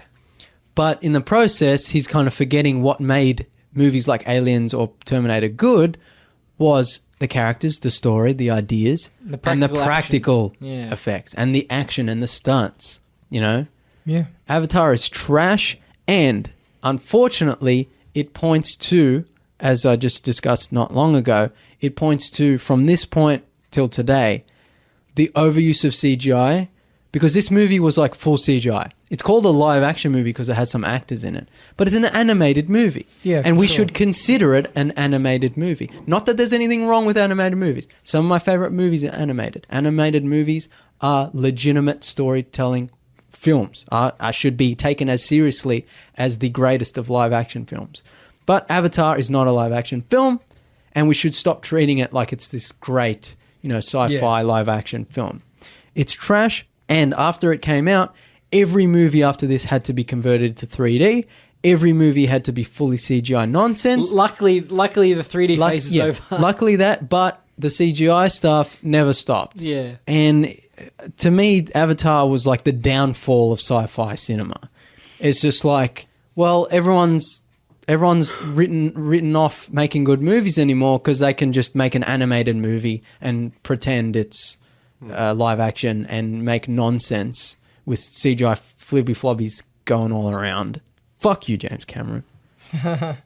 Now, in the same year as Avatar, 2009, we get one of the best science fiction movies ever made, District 9, made for a fraction of the budget. Avatar was almost $250-300 million. District 9 was made for like 10 mil. Yeah. So decent CGI too. This illustrates my point.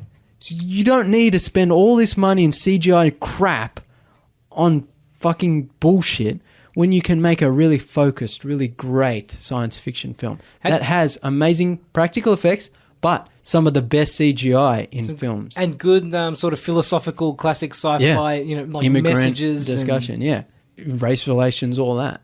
So District 9 to me is like... It's like in the same year you had Avatar, one of the worst movies ever made, the signaling for me of the death of science fiction cinema. Same year you had District 9, one of the best sci-fi movies, signaling to me sci-fi is alive and there are people who can still make really interesting, really good-looking films. You know? Yeah. District 9 to me, that is sci-fi. Yeah, great. For sure. Fucking cool. And special effects, for the low budget, special effects are so good. They're really good. And people still talk about the ending today.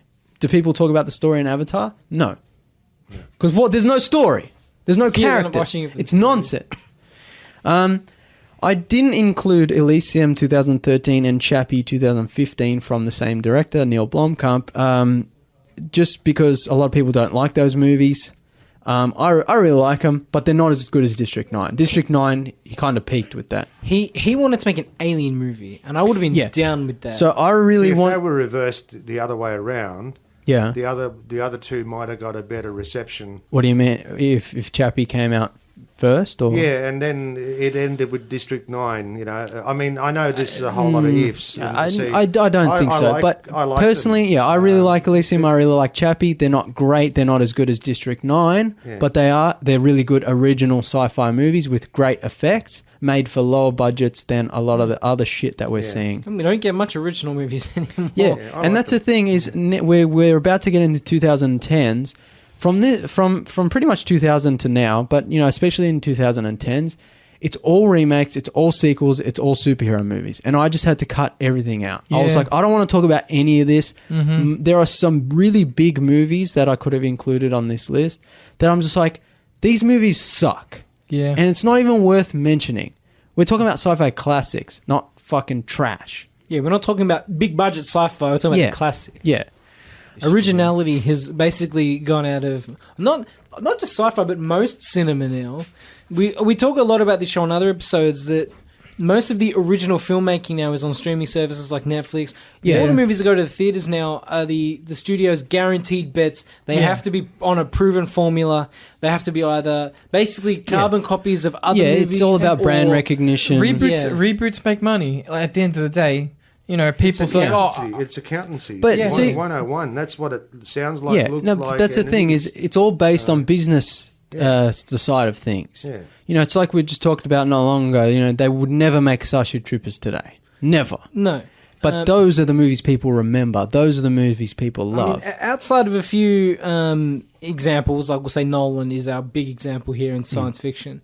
Most of the movies that get released are either very derivative of other successful movies, or remakes or sequels or adaptations. Yeah, like it's just a shame because we're now in a point where sci-fi movies should be the best ever. Yeah, but really they're not. No. You know, we've got some great ones which are on this list, but, you know, in the 80s, 90s is like, that's where it peaked. Yeah. Yeah. And then... But see, let's say they tried to make Starship Troopers again. The bean counters will put another name on it. No, they'll call it Starship Troopers for the name recognition to get bums in seats. No, I mean... Like they'll make it PG-13. The guts of the movie itself. No, the movie won't be the same. The name will be the same for the brand recognition, like the RoboCop remake. They keep the name... Yeah. Like the Total Recall, they keep the name. They make it safe. Lots of CGI nonsense. Inoffensive, PG-13. They change what made the original special. You know? Yeah. It's like, what's the point? Sci-fi should be pushing the envelope. Sci-fi, the ideas in sci-fi, not just the technology, should be challenging people, you know? But instead, we just get trash. Because it's all, you know, Disney nonsense now. It's all... business-minded decision-making, algorithm-driven filmmaking. For the most part. Yeah. I mean, although the next movie on the list is an exception. Yeah. Well, I'm talking about more, you know, over the last 10 years generally. This list is cut down to the ones that are truly special. So Moon, 2009, great low-budget sci-fi, great idea, a great smaller scale, very focused movie. You know, Sam Rockwell is such a good actor. He can carry the whole movie on his shoulders. You know, great movie. You know, really, really good practical effects. People don't realize most of the movie is practical. Even the like vehicles and shit. Yeah, all practical. See, what you do with a very small budget, if you use that money well, like District 9, like Moon, like we were talking about last week with the original Alien, if you use that budget well, you can make something truly special. Yeah, it doesn't matter if you've got $250 million from Disney or fucking Warner Brothers if you're gonna make nonsense. Yeah, I mean, what's the difference, like in real cost to, you know, putting some paper mache and dressing a truck up to look like it's science fiction, or paying a CG studio $100 million to do it from nothing? Yeah, or not paying them, which seems to be the case. Yeah, which is the case most of the time. But, like, in a lot of the time, it's just laziness on the director's part, saying, we can just get the CG to do it, instead of getting the practical made. A lot of the time, practical can be cheaper if it's done well. Like, if it's done right, I should say. Look, we talked about this, like, the CGI also, it allows people to be lazy. Yeah. It's like, we'll do it later. It's not looking so good, just redo it. There's less room for creative problem solving as well. It's one of the reasons CGI looks so bad in such big budget movies is because the guys who do the the digital artists who like make the CGI are always pushed to the limit, are always in crunch time, are getting no pay, are doing overtime, and they're just always pushed to the limit of like what they can do physically, but what the technology can do in such a short amount of time. And that's why you get shit like, I don't know, Black Panther or whatever, where it's just like, you know, where the CGI is like, how did they let this even get to the point where they put it on film? And it's because they're always leaving things last minute, rushing things, and they're pushing people to a limit. Whereas practical effects, it's like you have to get that person in early and start developing an idea across the movie, and like, you know, building models, and you know, and you have to pay that person for every minute that they're working. Pre-production, you know? Is something like pre-production these days. Yeah, just the craftsmanship, and I'm not saying there's no craftsmanship in digital side, but the craftsmanship required for practical stuff is on another scale. Oh yeah, we've seen recently. Not quite recently now, we reviewed The Dark Crystal. Yeah. And that a whole documentary on the making of, and the making of the miniatures, and the making of like all the sets, and the whittling, and like all the actual attention to detail behind all of the pre-production is something ages else. better too. When I remember when Avatar came out, and there's that bit where they're walking through the forest and those little spinny flower bugs spin up. And I was completely unfazed. There's the exact same scene in Dark Crystal where he's walking through the forest and the little spinny flowers spin up. And I was like, yay, cool. How did they do that? Yay, it's so fun. You know, they actually built this little living world with plants and little frog monsters and little bugs. But Avatar's like, they did that on computer. Some guy worked really hard and it looks photorealistic, but I know it's fake. It looks flat and I don't give a fuck. Yeah. That pretty much sums it up. Yeah. So I put Star Trek 2009 on this list for a few reasons. It's trash and I hate it, but it's signaled, again, like Avatar, it signaled a point where, like with new Star Wars movies, it signaled a point where they turned Star Trek into something that it wasn't to get mainstream appeal. It follows a specific formula that... Yeah, J.J. Abrams made Star Trek into Star Wars, and then all the Star Trek stuff to come out after this, including the TV shows, has been just like action nonsense, like dumb, loud, CGI stuff flying around. Flashy. Yeah. Like, it's not Star Trek anymore. It's kind of funny that the depth of Star Trek, we also got a rebirth in stuff like the Orville. Yeah. Which is like on the other end. So it's like, we don't have Star Trek anymore. Yeah. Because it died a fiery death. I think we talked about it, you know, when the Orville was airing. It's like, because Star Trek is special, it's like you have people interpreting that and continuing the spirit. Yeah. Exactly. But the people who actually own the rights to Star Trek are soulless money grubbing. Oh, yeah. You just said the right word, spirit. The spirit's gone from it. Yeah. I never even finished Discovery. It's trash. I saw 2 episodes and I was like, nah, man, I'm done. I suffered through the whole first season. It almost killed me. I was like, I'm done after 2 episodes. What are we thinking it is of Picard, absolute though? trash. I haven't started Picard. Dad has. But from what I've seen, I'm not liking it, just in terms of visuals and the story. I won't spoil it for you. It's not great, but it's not bad either. Also, being that it's a sequel many years after, the technology does match the look of the the one good thing about Picard is that finally, after 20 years, this is the first movie or show since Nemesis set in the future of Star Trek. Because Star Trek Enterprise, the series that came after Nemesis, was a prequel.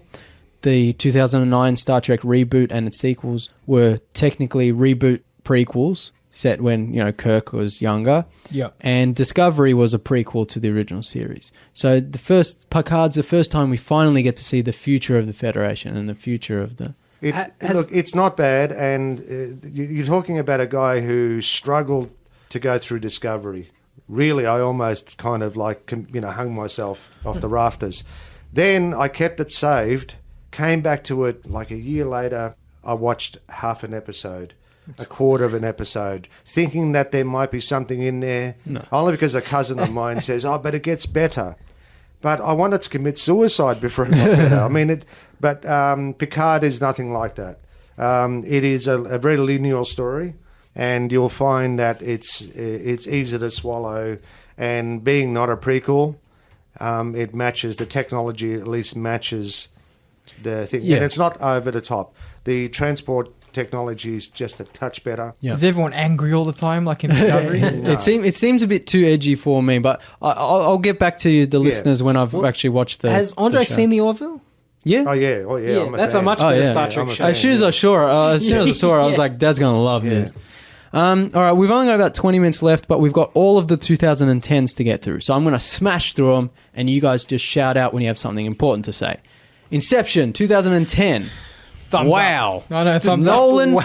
Nolan, you fucking beauty. Yeah. Nolan, what a great movie. Nolan coming to rescue science fiction. People still to this day talk about the ending. Yeah. These special effects are unrivaled. The closest science fiction director I can compare Nolan to is Kubrick. Yeah, Kubrick, Spielberg, maybe. Like, he's top of his game. Yeah. Tron Legacy, 2010. Fun. Like I said last week, fucking love Tron Legacy. I love the world. I love the look. I love the music. I don't care what anyone says. Tron Legacy is fucking awesome. I liked it. Daft Punk soundtrack, incredible. I also love the Tron Uprising Disney Plus, not Disney Plus, the Disney Channel show, whatever place it aired on. Now it's on Disney Plus. They never released it on DVD or Blu-ray, which sucks for me because I love it. Now it's on Disney Plus, which is great. But I just love that whole world. I want more from it. I want, it's a shame they're not making a sequel to Legacy. I love it. I love everything about it. I don't care what anyone says. I love it. Attack the Block, 2011. This is one that not a lot of people have seen. Is like a lower budget, a smaller film, but it's a really great sci-fi film, sort of London, Chavs versus aliens kind of thing. Great movie, highly recommended. Check it out if you haven't seen it. Chronicle, 2012. Not that bad. I don't really like this movie that much. It's all right. But it has like a cult following. People love the found footage nature of it. I like the idea of the movie. Yeah, the execution's not great. The idea is good. It has some cool elements.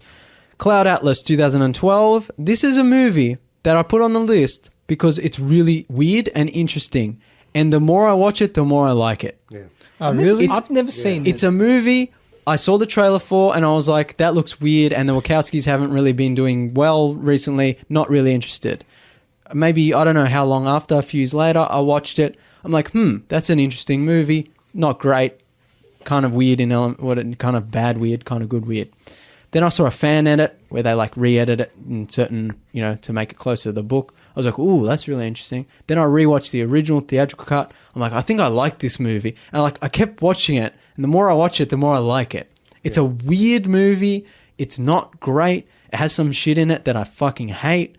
But it's a really interesting film. I liked it the second time around as well. I do like the language. The pidgin language. When they go in the far future, I like that. The kind of different time elements and the way everything's connected, and it's a very, very interesting film. Dread, 2012. Didn't hate it. It's fucking awesome.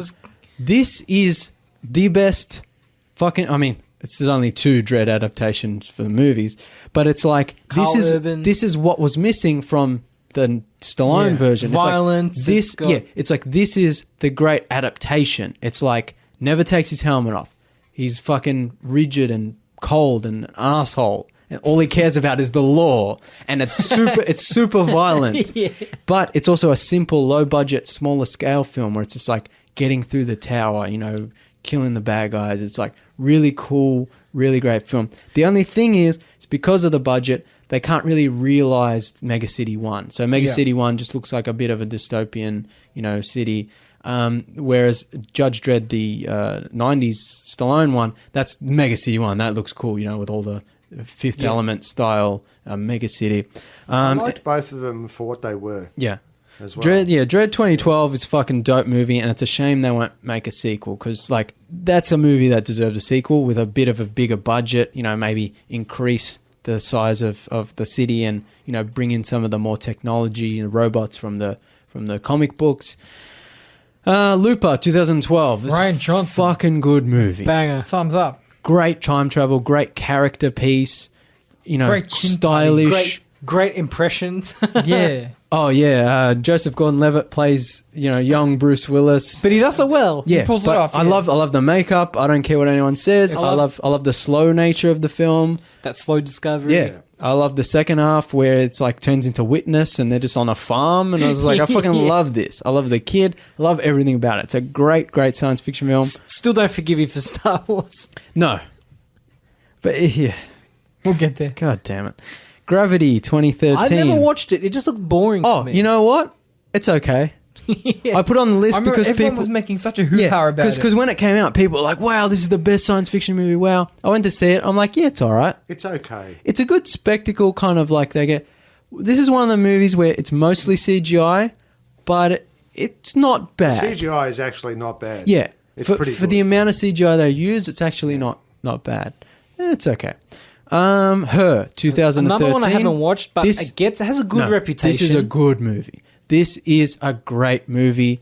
Hipster as fuck, like very, stylish in that kind of way, but a really interesting sci-fi movie that's about the idea, about the evolution of AI, but in a very grounded human sort of romance kind of story.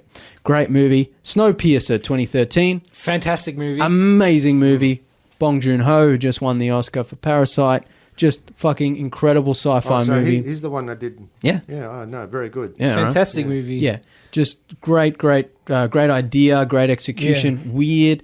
I love the fact that most of the movie it's set in close quarters. Yeah, But I mean it that's doesn't the whole feel- movie. Yeah, but it doesn't. It almost doesn't feel like it's because you've got that you got all the different sort of kind of like with Dread, where they're going on the going levels through of the the building. tower, You've yeah. got the carriages of the train, and because it's the poor people on one end and the rich people on the other end. It's like it's a journey through society, journey. or through the has all that allegories status, and through social layers. and some cool twists in it too. Yeah, it's a really cool, really violent, really weird, great movie.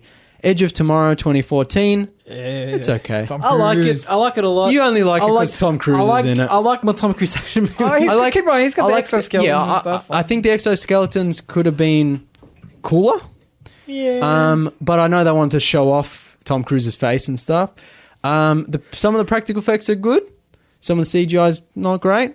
I don't like the ending. It doesn't make any sense. It's an okay movie. A lot of people love it. I wouldn't be opposed to a sequel. I enjoy it as an action movie. Yeah, it's a fun action movie. One of the best movies. It's okay. Hey, I'll say this. It's a movie I put on my list when I could have cut it out. Interstellar, 2014. One of the best movies I've ever seen. Look, I'm just going to clap. Yeah, look. Yeah. So this is if people have heard me talk about it on the show before. Yeah. This is probably my favorite science fiction movie of all time, and unless it's likely to remain that way. I haven't seen Tenet yet. Yeah. But Interstellar, like I think I've said to many people before. Yeah. It's the closest thing I've ever had to a religious experience. Was sitting in the cinema for the first time with the sound real loud. Yeah. It's Incredible. almost 2001 vibes. I saw it. Yeah, I saw it in IMAX 3 times, I think. I've seen it once. Yeah, we Like- saw it one Yeah. time. Yeah, I went with Callum In one IMAX. time in IMAX. I went with my friend. I went with mum and dad in IMAX. I was like, you have to see this. I dragged them. Like, you have to see this movie. And I took I saw it 3 times in IMAX. Our subwoofer didn't like it. Oh, yeah. We were watching at home. It's so loud. And the subwoofer was like on our top middle shelf. And it was like rumbling, and it just kind of vibrated off the shelf and just went poof. And so now the corner of our subwoofer has like a big dent in it. Did you That's like one it, we have to Andre? rewatch on the new screen. Oh yeah, on the projector, yeah.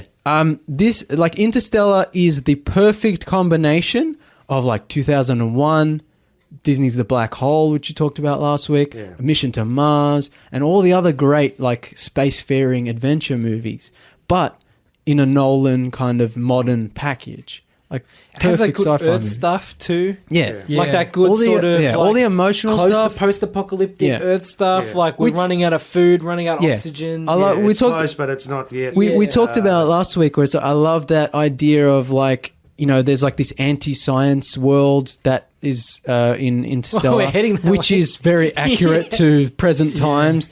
And it's like this kind of like, we were born here, but we weren't meant to die here. Like, we can't stay here. We can't sustain ourselves here anymore. Let's go on an adventure in space. And I think we need filmmakers like Nolan who can give us that adventure, because in our lifetimes we won't see that. And there are people determined to destroy us on this earth alone. So I think it's special when you get a movie like this, where it's like, we're going out, we're going to adventure. And I love the end of the movie where he's just like, can't stay here, gotta go. Yeah. You know? It's awesome. Also, Tars, the robot. So cool. One of the greatest designs of robots ever. Dad, you're a big robot fan. Yeah, very technical. Very impressive. And it's mostly practical. Yeah. How can you make... Nolan, you madman. How can you make a movie like this with mostly practical effects?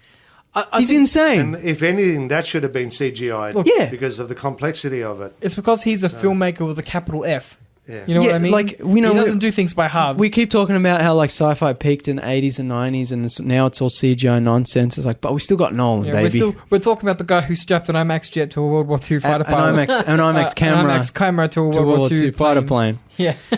God damn. I think, like, the movie epics have mostly gone away now, but Nolan is still the guy that will release the epic. Yeah, the mainstream. Predestination 2014. This is a smaller one that not many people have seen, but I had to mention it because it's a really special movie to me, because it's absolutely incredible. It's filmed in Australia. I think it's written, directed by Australians, but it's like American set, American actors. Great time travel movie with, you know, paradoxes, and one that makes you think. Ex Machina 2015. This is another one that's like a smaller scale, you know, one that makes you think. Great movie about AI and you know, the future of androids and all that stuff. Really, really cool movie. Mad Max Fury Road 2015.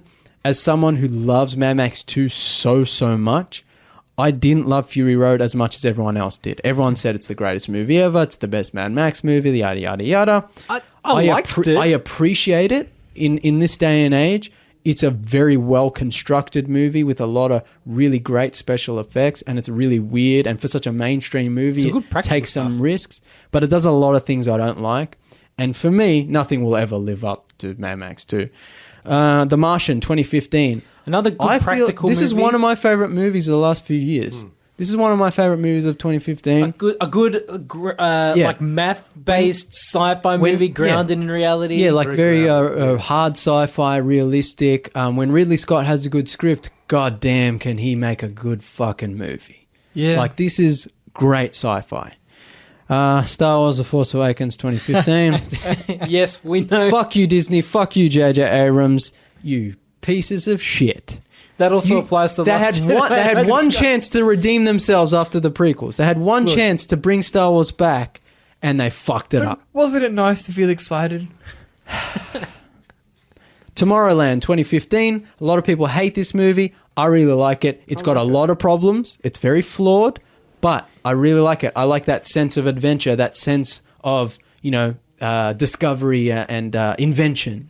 You know, a really great adventure movie with some really cool effects. And I like the characters, and I like the world that, you know, the toy created. shop scene is really good. I mean, one, it's an eyeful for, wow, look at that. Look I like the little girl robot. Like, that's cool. Like, all that shit's cool. Yeah. Arrival 2016. Another important movie. This is one of the only movies in the 2000s that feels more like a 50s, 60s kind of like slower, more contemplative. Like, you know, not a lot of action, not a lot of special effects. You know, and it's got that mystery behind it that I like too. That sort of discovery. That discovery. It never really stops in this movie, because that's the point. Yeah, it's like an aliens crashes, but why are they here? It makes you think, and you know, the ending is so impactful. Blade Runner 2049, 2017. That's a complicated one, isn't it? Do we like it? Do we know? I think I landed on... it took me a few years, but I landed on... I like it as a sci-fi movie. I don't like it as a sequel. So, when I first saw the movie, I was like, I think I like it, but not as much as everyone else, because everyone was saying it's the best movie, it's better than the original, it's so great, but it's not. But I was like, yeah, I like it, but it's not great, it has flaws. And the more I thought about it, the less I liked it. It's not a good Blade Runner movie. It's not a good Blade Runner sequel. Not at all. Unlike Nathan, I started to think even more about it. I don't think it's even a good sci-fi movie. I agree. I think it wastes a lot of its potential just trying to be artsy and hypnotic. There are parts of it I love. The interrogation scene, fucking incredible.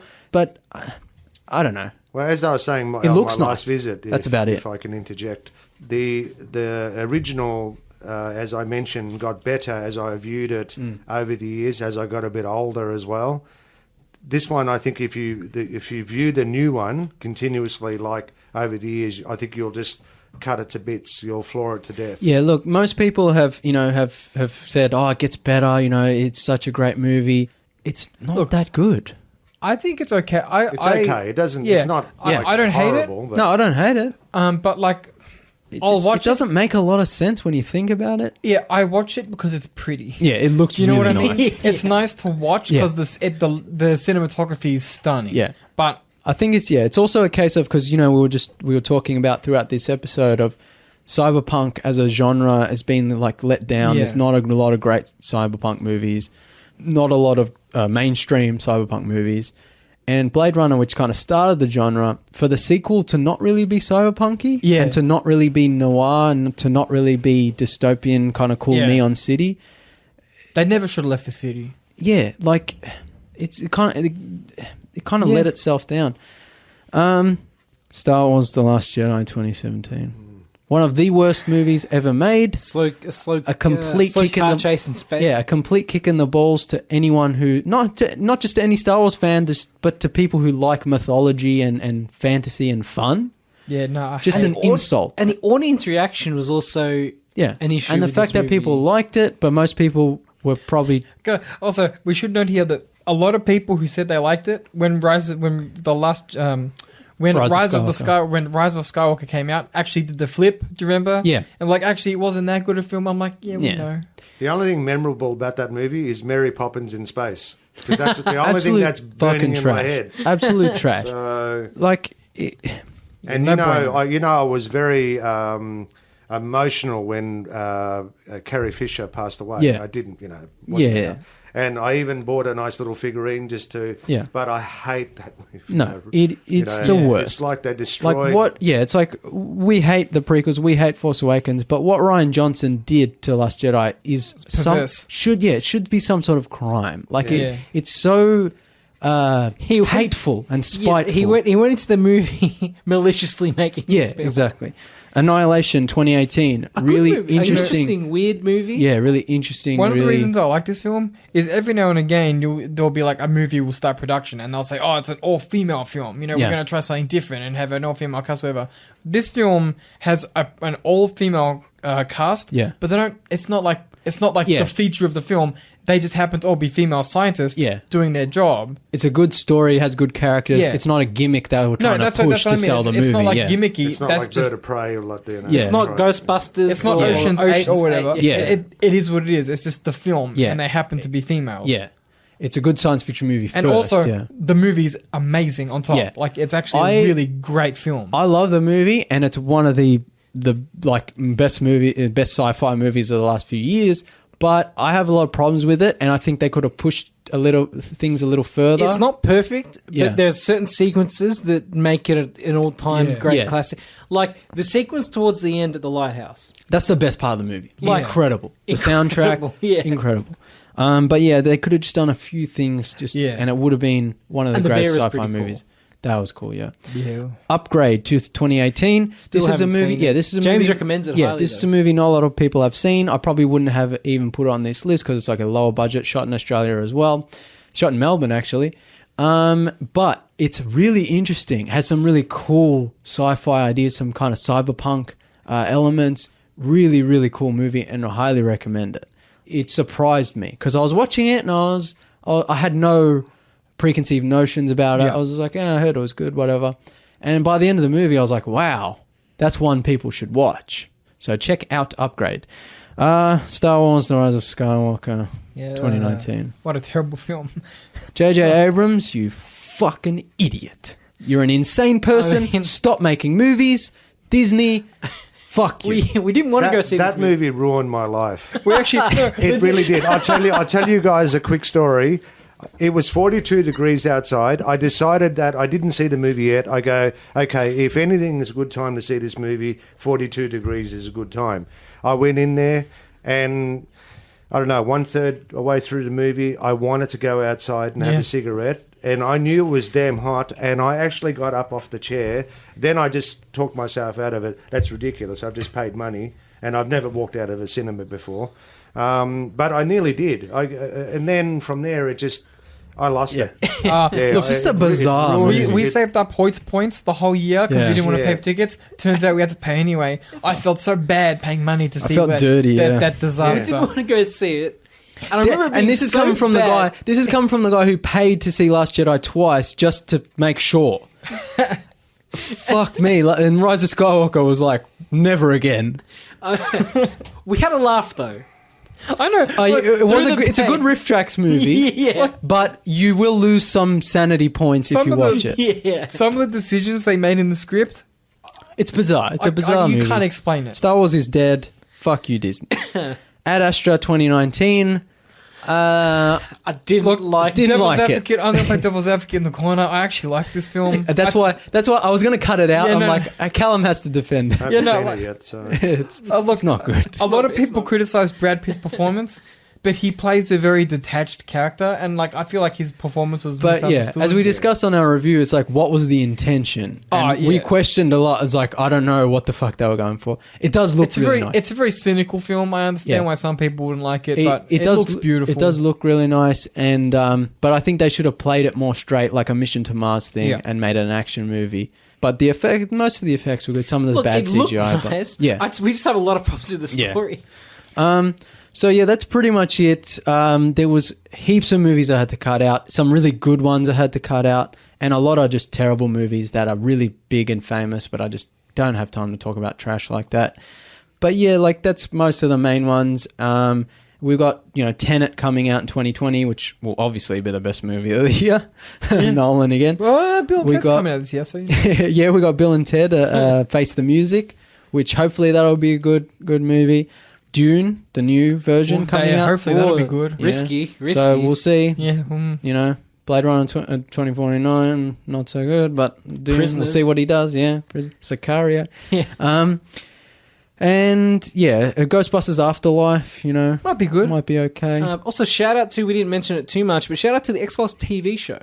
That's just classic sci-fi. Oh, just in general. Yeah, great. We talked about Off Air one time where I was like, they need a new show like that, not X-Files specifically, just a new procedural... They tried it when they did a backdoor pilot in like the last season or the season before that. Yeah, but that was for like an X-Files spin-off. It was X-Files with like two leads that are basically Mulder and Scully, but younger kids. Which I don't like that idea. It didn't go down well. So I was saying like they should make another show that's about the paranormal investigators, but make it completely like do something different. Don't do X-Files. Do a different. We need something like that, especially with supernatural. We need something like that. Yeah, that's like what I don't say. Like they cancelled Hellblazer. I'm like, Constantine, I should say. It was called Constantine. Yeah, but like that feels a niche in itself. Kinda. But that was it's more towards supernatural. Different. I'm talking about paranormal, like sci-fi. I'm talking aliens. about like that. I think we talked about this on there one time. They should make a SCP TV show. Yeah. Like, and just, go through the list of SCPs, and it's like the investigators from the Foundation go to this place and they find the weird object and something bad happens. Next episode, you don't mention what happened last time, It's just, episodic. They don't have to go down this path, exactly and verbatim, but, Kolchak, and remember that old TV show with, is it Darren McGavin? Darren McGavin, yeah. He was a reporter. Night Stalker, And he kind of just fell over these reports. Yeah, it's like, vampires are killing, Yeah, it's like, sure. And it's kind of like it slowly becomes true as he investigates. They were going to reboot Kolchak as a series, and then they were going to do a movie with like Johnny Depp or something, and that fell through. And but that's now pushing a bit of age. They could probably do it a Netflix or they could do a Netflix, like a reboot. Yeah. But they'd have to get a really good actor. Yeah. But we definitely need that sort of gap filled. We also need, like, since Star Trek is now shit and Star Wars is shit and Stargate's dead, it's like we need you've got The Expanse and there's a couple other shows maybe, but we need a new big fun like sci-fi TV show. Expanse is not common enough. What's the word I was mainstream, looking for? Mainstream. We've got Altered Carbon Season 2 coming this week. Cyberpunk, Yeah, that's... But I'm talking about, like, we need like a Star Trek-esque, Stargate-esque show where it's like every week a new adventure on another planet. We've got the Orville, but that's slowly losing... I feel like that's on a downhill, though. Because it's being shuffled off TV to Hulu. No, but I thought that was a good thing because now they're free to kind of do what they want, and they said they're getting a bigger budget. I hope so. But we'll see how it goes. It's not going to be one of those deals where they give it a couple of seasons and they just cancel it. Yeah, the Netflix treatment. Yeah, we'll see. Yeah, well, fingers crossed. See, hopefully because that's a good show. Did they do any DVDs on? Yeah. Okay, so because I thought that might get a bit more mainstream as well. Because that's true. When I talk to a few people about it, I go, Orville, what's that? Yeah, I mean, but we also have to keep in mind in Australia it's a very different market. Yeah, I mean. Yeah, it's like it played on SBS here. Like people Sci-Fi's not that big, really. Like I remember, Sci-Fi's big, but it's like I talk with a lot of people at work. The only guy that really knew much about Sci-Fi was my old produce manager, and we used to talk about it all the time. Everyone else had no idea what we were talking about. Yeah, I mean, it's still considered like a nerdy thing, but I think it's more mainstream than ever because of superhero movies. Yeah, and because of like Star Wars now is Disney has turned it into Disney movies, so it's like everyone goes to see them. Even though they're all terrible, So it's mainstream, but it's like really when you want to get into good sci-fi, you're going to get into some more niche, nerdy shit. That's true. We still have Nolan. Yeah, Nolan. But Nolan's great because he's mainstream, but he's also But he's also very cool. not mainstream. Yeah, like really, he makes really cool he movies. makes these mainstream movies. Sorry. No, you go on. I think they're on the right track with Mandalorian. I agree with all your previous podcasts. It's too short, etc. But I've also just watched it almost back to back. Yeah. And to me, it was like one big movie. And I enjoyed it when you I binge did a back to back thing. If I watched it week to week, I think it would have been too jerky and fall apart. But I binged it 4 or 5 episodes at a time. Yeah. And kind of did 5 and 3. And I thought they were on the right track. Yeah. It's not brilliant, but it's not bad. It's fun. Well, it just makes everything else look... It'll never be like what Stargate was to us. No. Like Stargate's so important to us, me and you, Dad, and Star Trek's so important to us. Like we need a new show like that. Yeah, we do. There's a Lost in Space reboot on Netflix, but I don't really like that much. It's not. It's too melodramatic and it's not fun enough. It suffers from that. It's they need to get back to the basics and just be like, we're on a new planet. And there's an alien monster, and we run away, and then next week we're on another planet. And it suffers from Judy being too many hang-ups. Yeah, and there's like love triangles and too many hang-ups. You need to... Dr. Smith needs to be a better psychiatrist to solve that one. So, I think we're out of time. You guys want to mention anything else? No, I think we're good. Yeah, I think we got through some good ones. Mentioned some good ones. Missed out on a few. But yeah, I think we got the point across. Thanks for listening, everyone. I think it's Callum's turn to sign off. Thank you for listening. Like and share the Tuesday Review Facebook page. Follow us on Twitter and Instagram at Tuesday Review AU.